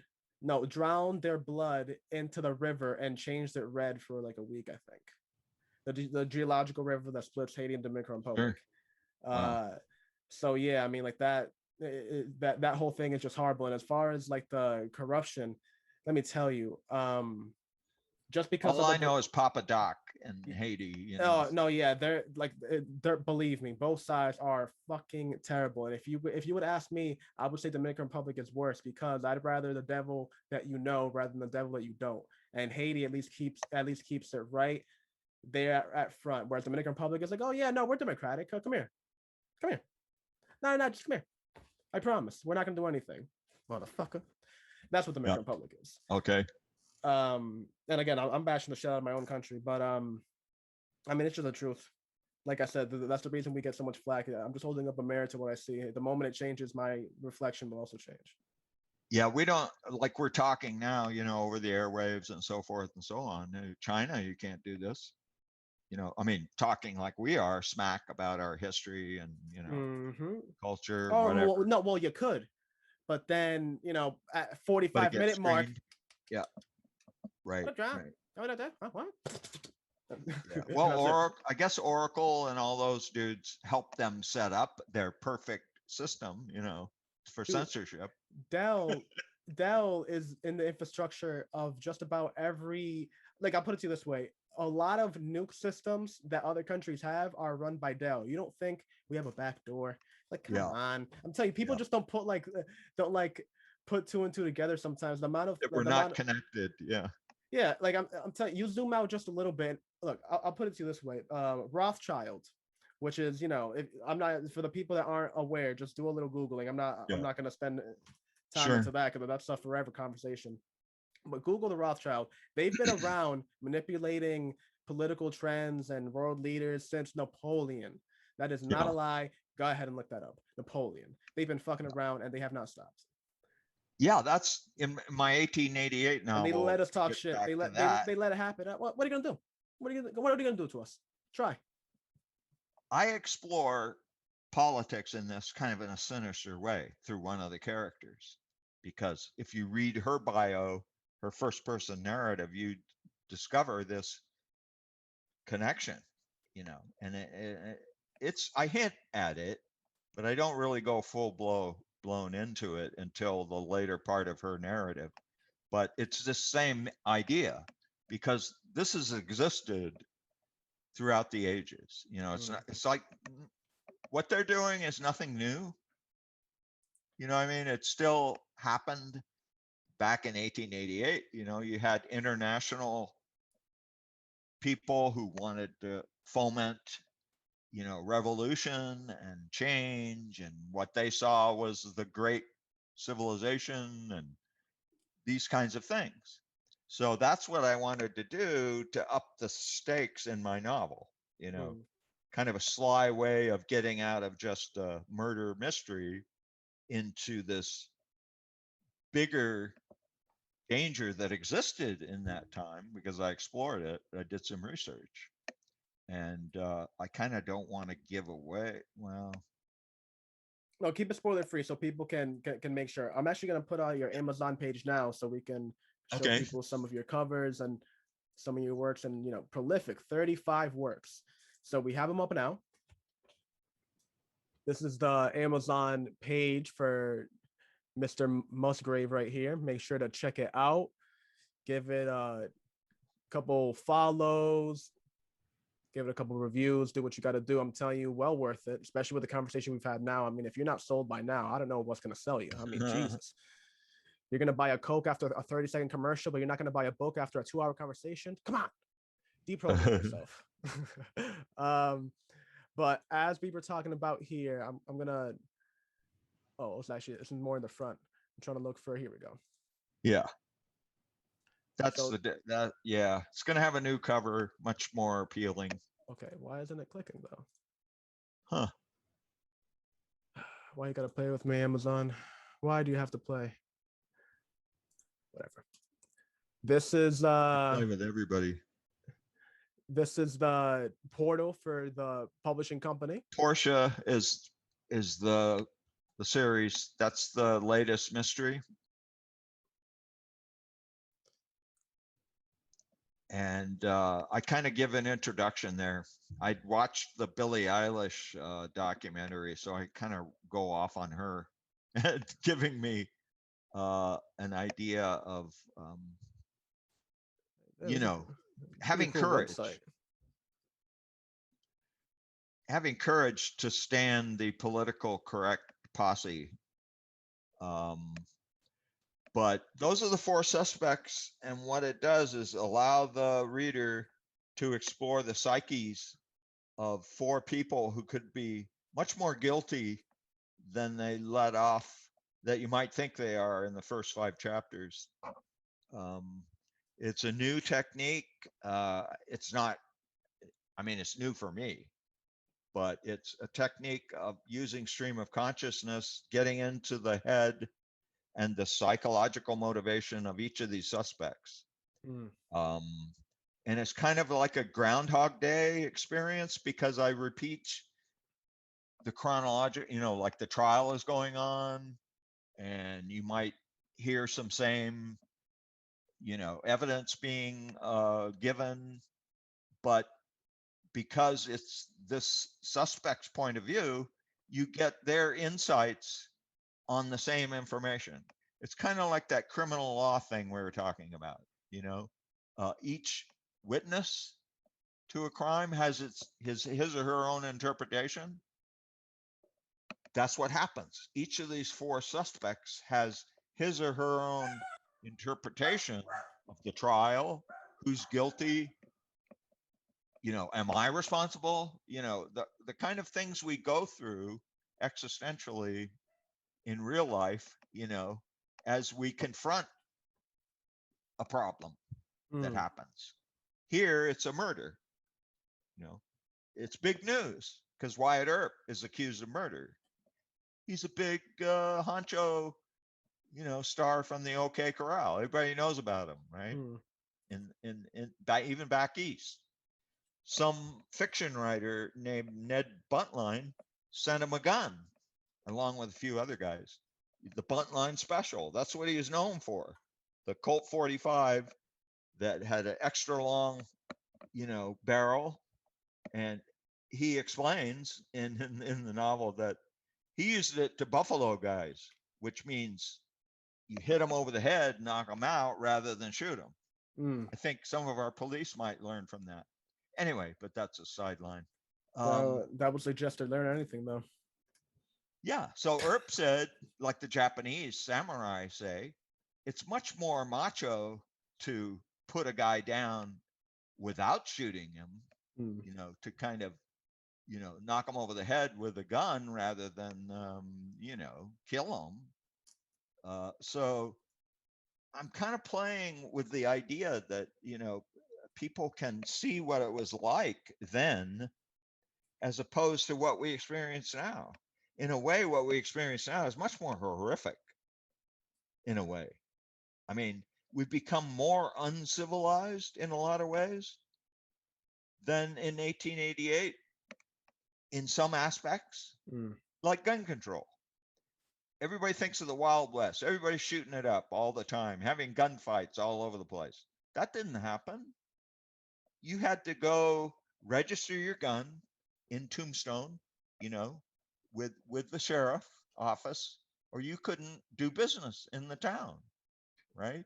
Do they have that today in Atlanta, Georgia, or, certainly Texas? No, you can carry your damn AR-47, your AK-47 or your AR-15. That's macho, To hell with pistols. We don't even want pistols now, right? That's not macho enough. You got to have the attack assault rifle, man. Yeah. The desert, the eagle. But I'm just saying, I want people to get transported through my verbiage to another time. And not only that, but the concept that you're going about the whole choose your adventure thing. I mean, that's just, I think that's one of the many mediums that's underutilized and has so much more potential. Which again, I guess that kind of goes together with everything that we had talked about prior to the episode. That I guess our love for the more niche in themes of literature and how they're being undervaluated, but how much we secretly love them. Like I have a feeling that you're kin to the idea that Gams and I have in regards to the prologue. How a lot of people kind of write it off as being extra fat on a meat, but I'm looking at it, it's like, all right, but how are you going to cook a good steak without fat? It's really necessary, but depending on the cut, it could be too fat. Okay, I was listening to your dialogue there, and with historical mysteries, it's a little bit horse of a different color because people a lot of times aren't familiar with that time period or what they wear or what all the scenery and the way things were. So you have to describe it, not to be boring but just to get them acclimated to how people looked. You know what I mean? I don't overdo it. No, I agree with you. Like I'm for it. I'm arguing. Steve and I both were arguing against it, like how people say that it's extra fat, and I'm over here saying it's like you need fat on a steak to cook a good steak. But so, you were saying at one point that you want the tighter the tighter verbiage, I do not believe a lot of description. I do believe in brevity, but it's more of understanding at what point things are, because I mean, I don't know if I paint a scene about and I say that the crimson flower, I think that Yes. paints the that scene enough. I need to go into talking about the different tones and hues within the flowers. I mean, unless I'm alluding to something else or making a literary alliteration or something like that, Yeah. then Yeah. for the most part, I just don't think it's necessary. And I think you're do your readers a little bit more of a service if you just lean on their imagination more and Okay. just Yeah. give them your trust. Okay. That's kind of what I did in the mystery, in that the first murder is never really seen at Mm. all. Even the victim is kind of a shady character, if you will, Yeah, I like that.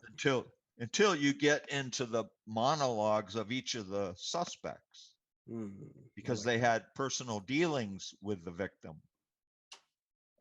And I did another cool thing that I did in my third mystery, and I wanted to see if you think it's a cool idea. But I got my readers involved.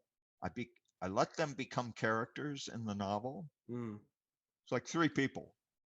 I just kind of held a raffle, and they win. Yay! mm. So said my boy, they give me lines like, "Well, my life is so boring now. At least you're going to make it interesting." Boy, did I! Heaven Rendo. She's one of my main madams at the totally fictitious bordello, by the way. The Canary Cottage with Ida Bailey actually exists. They play off it at the Gaslamp District today, Mm. in downtown San Diego. But her bordello is right next door, and she calls it the Golden Fawn, Faun. And so she's bringing S&M into the bordello business, for the wealthy. Uh, it seems that the wealthier individuals, like Lucky Baldwin, they like to be, women in leather with the whips and the so she's bringing that to Oh, San that Diego. S&M. I thought you meant sausage and mayonnaise. No, no, I was talking about dominatrix, Right. Silver and that type. Mercury. That's what I was thinking. But did you know that, psychologically speaking, the more high powered and powerful executive Yeah, types and they it like to be dominated? well, if you again, I have some background in psychology, and I like to armchair Yeah. philosophize about a lot of things. And if you ask me, those type of things are like just look. I'm not gonna speak for all things here, but in my experience, when you are hitting on like a girl that's like real, has a real head on her shoulders, that girl's into some freaky shit. Like just like it's like, damn, you like this? I mean, like, Oh. like the like I don't know. I don't know where it comes from, and I think it's not just a girl thing. It happens with guys too. I'd imagine that it's just like I don't know. I guess like if we think about it in a weird way, I guess sex has like brings out kind of like the opposite of like what you Uh, seem to like. uh-huh. And again, I'm saying this in a very brutish way. Like I just don't have enough data to form like a coherent enough like answer. But from what I've experienced, it just seems to like happen the opposite way. So if you take a person like Jeff Bezos that's like spends all his day, dot dot dot dot dot dot dot dot dot, then it would kind of make sense that his pleasure point is that happening in reverse. You know Yeah. what I mean? Yeah. And I think that happens with a lot of people. I think that's how fetishes develop for a lot of people. If you're Sure. talking about, that's Freud wrote about this extensively. Yeah, that's my whole deal, is that I was trying to get into the psychological angle of being of making a business out of a bordello, Mm. and it was legal in those days. Legal meaning, Still isn't today in certain aspects. exactly, like the whole, the Chinese massage parlor thing, um, that's kind of the underground secret, Which you is can, crazy, huh? With how yeah, much we put everything away, and then I remember when we got to like when I got to like in my 20s and I heard of places like that, and I was like, wait, those exist? Those are real? People do that? That's allowed? How? How like if I know about it, that means the police must know about it. How are they not shut sure, down? sure. It's the same way as 1888. They pay somebody, you Yeah. know. It's like I had a Chinese girl back when I taught community college. She wanted to do a research paper because I like them to get into their neighborhoods and do the, real reportage, Yeah. for critical thinking.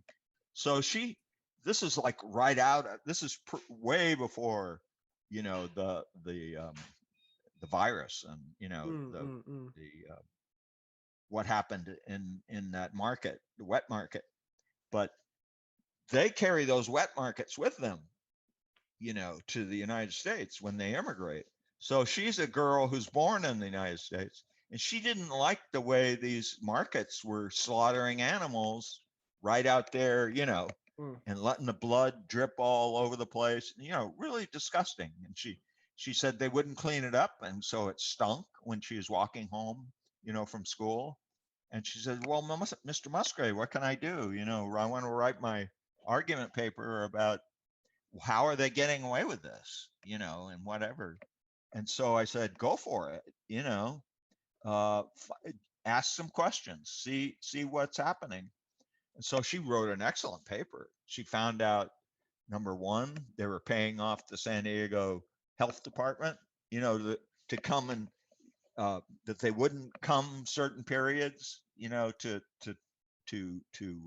inspect, so those things go on all the time, bribery. Um, but so she had to go full scale and report, to the city council that this was going on. And, and so she became like an activist just doing a research paper for me, an argument. So the deal is that, those massage things and whatever, that's big business today. It's like international, they, I, I made comments to people, they should investigate sex trafficking. What's going on? Where do they get these girls? What's happening? It was certainly happening in 1888. Immigrants were coming over here and they were being turned out, as prostitutes and tricked into thinking they were doing one thing and they end up doing another. So, but somehow we don't care anymore to no, they're making money. It's okay. It's cool. They're living the American dream, and that's good.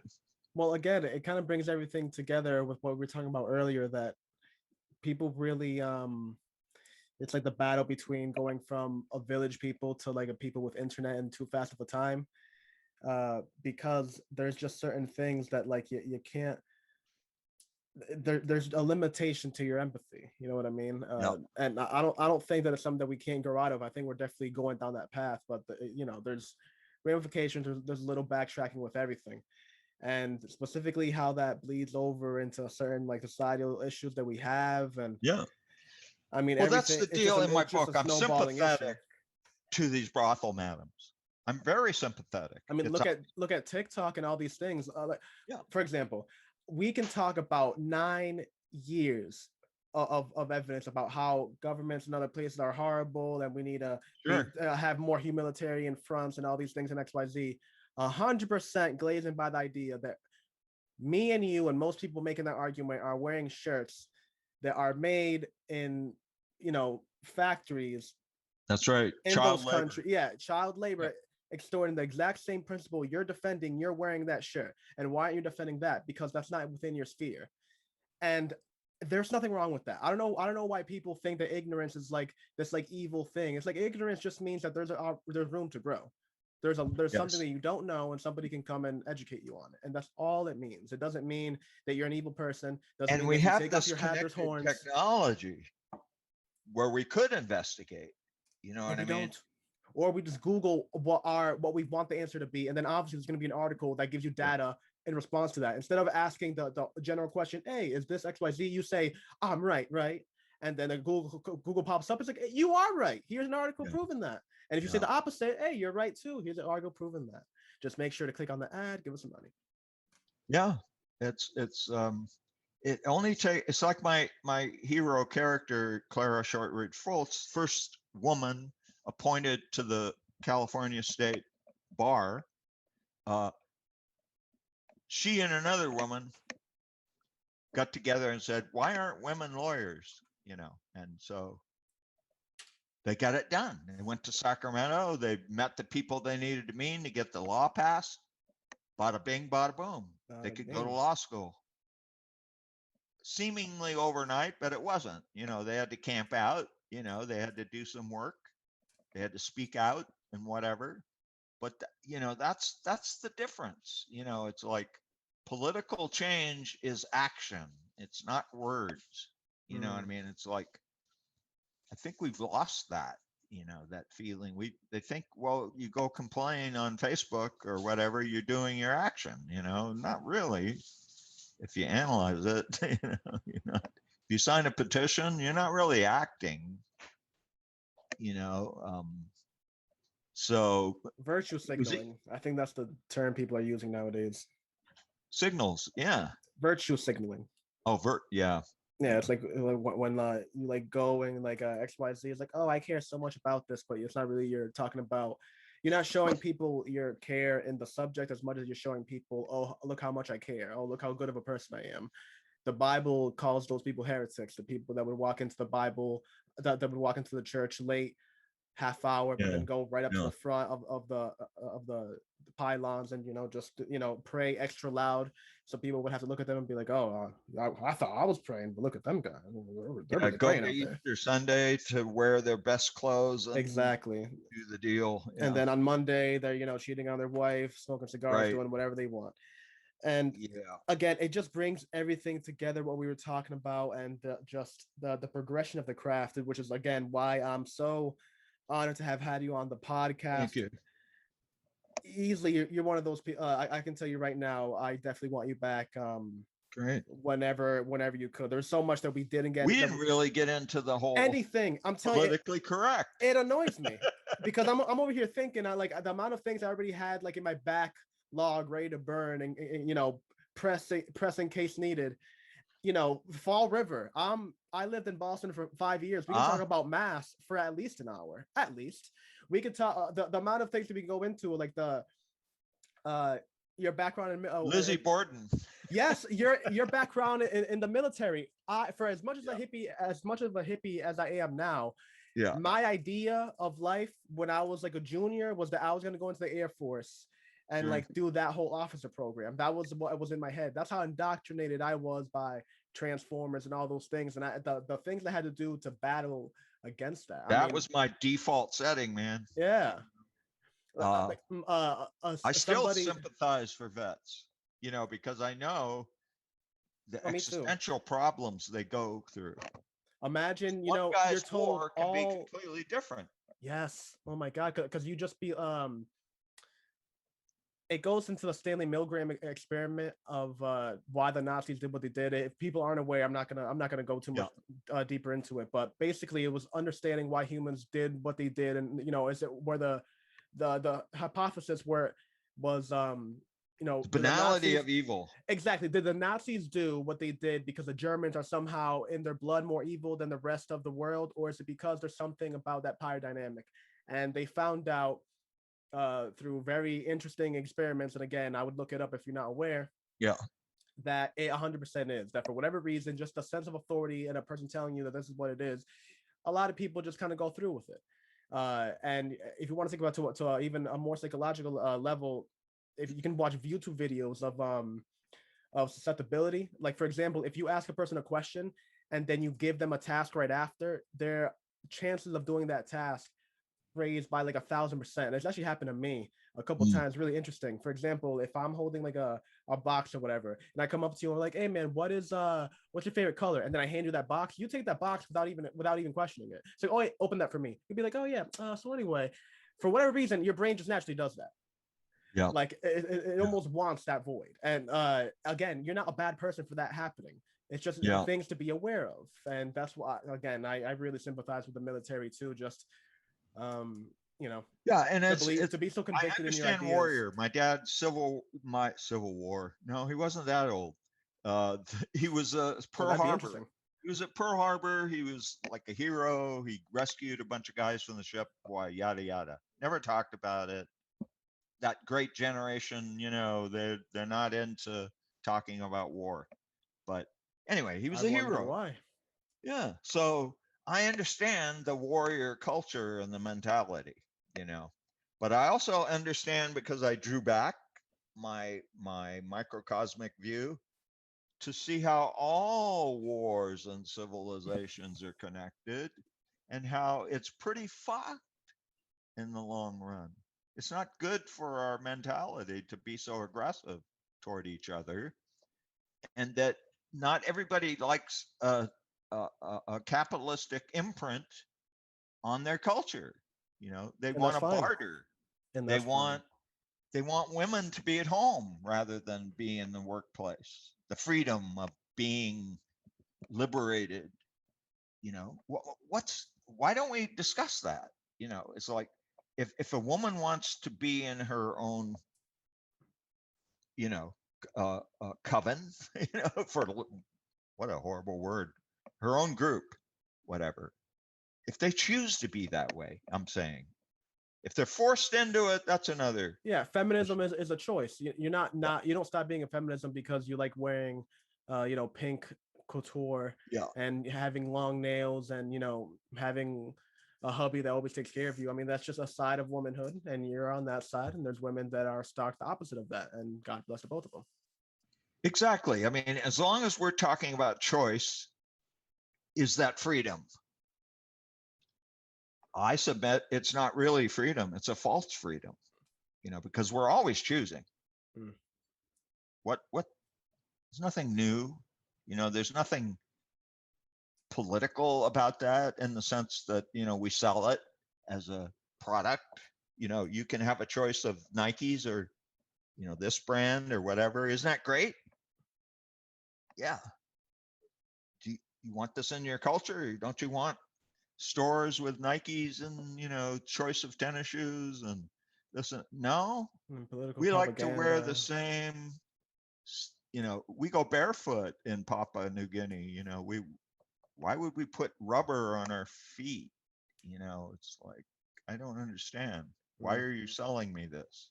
It's like everything is so relative. Yet we There's no expect people to be instantly attracted to our culture. there's no McDonald's in Iceland. They literally got like pushed out. People didn't mess with them the way that other countries mess with them, which is so interesting to me. Iceland is also the only country that's still backed by anything. And I'm gonna, so people understand, that's the Yeah. sound of my tin hat being put on. All the money elsewhere is a scam. It's a Ponzi scheme. It's not real at all.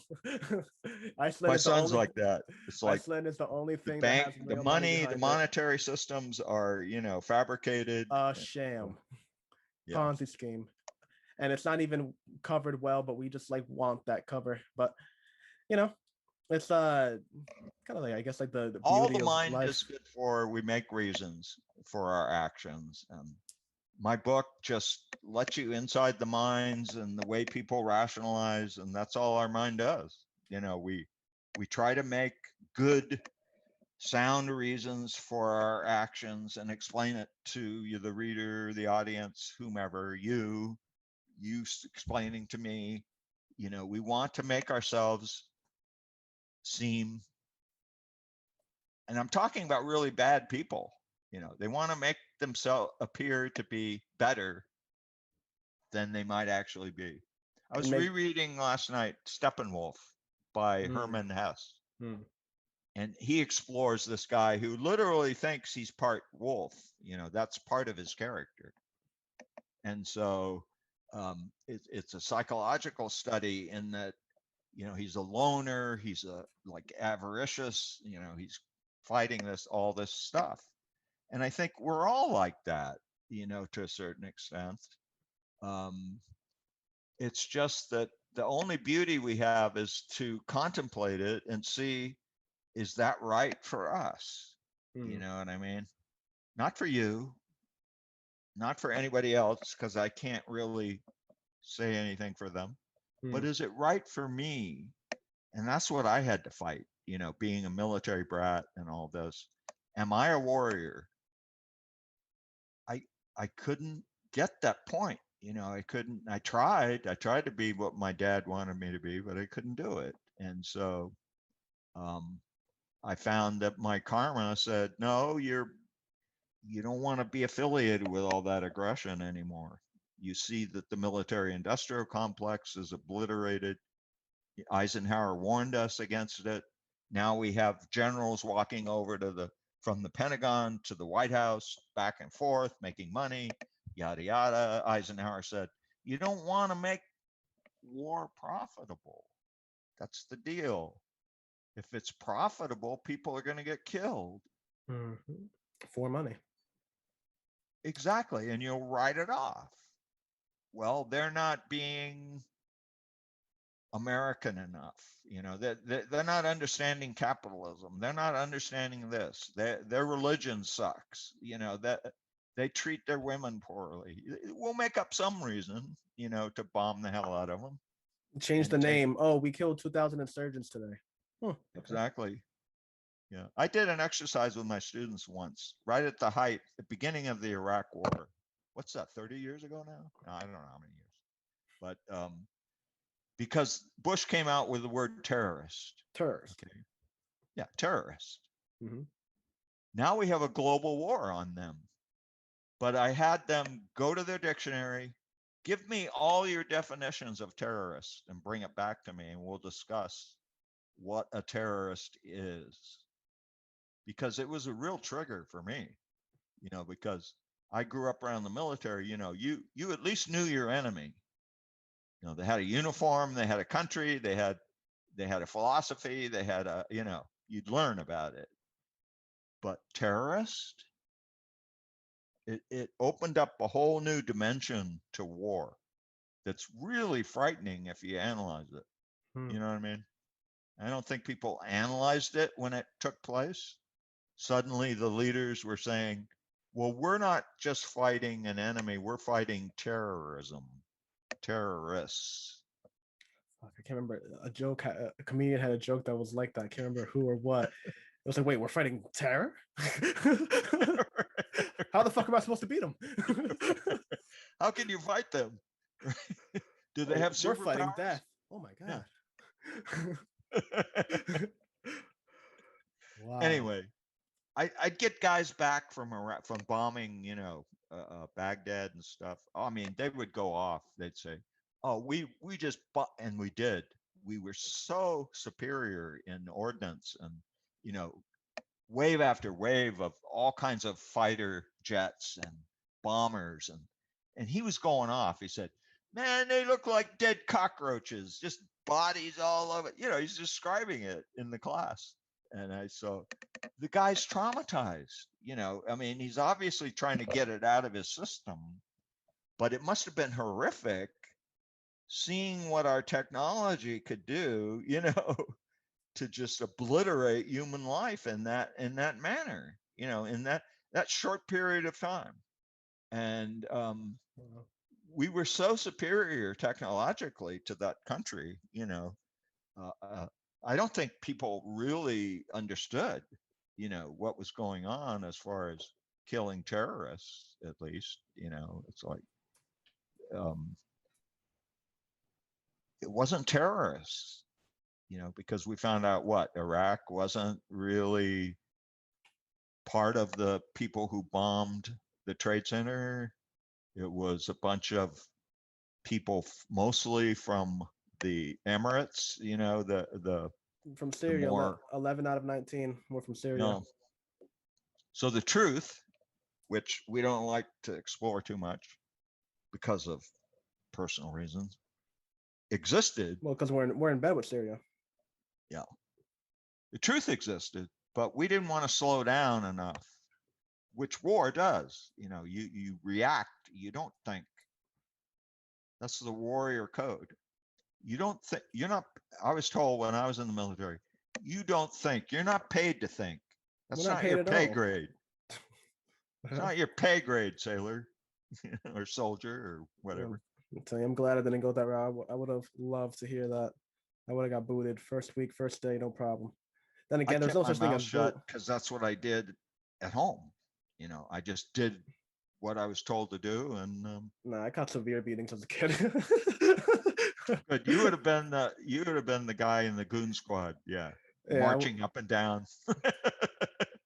Yep, I would have lost like 20, 30 pounds in like the first 2 days. Like, run, oh yeah, for that lip, run another track. Oh, God damn it. I know. Like I said, I know what's coming for me at the end. And it pains me to know that I can't change it. Yeah, this will hurt you more than it'll hurt me. Yeah. I love that line from parents, It's like, oh, we should unless change. you're on the receiving end. Yeah, we should exchange it then. See how you feel. Well, again, this has Take been care. this has been a phenomenal podcast. Again, for all the people that have been interested in, hopefully this conversation sells you on his books. I'm telling you, I know I'm a diehard fan now. James Musgrave. Google it. Go to emerypublishing.com. Make sure to get the books. Do what you got to do. If you're not 100% on it, go to Kindle, go to Amazon. You can get a sample. Read the first little bit, then throw them a few bucks. Come on. What else you doing, huh? Now, for the people that are listening on, where can people find you?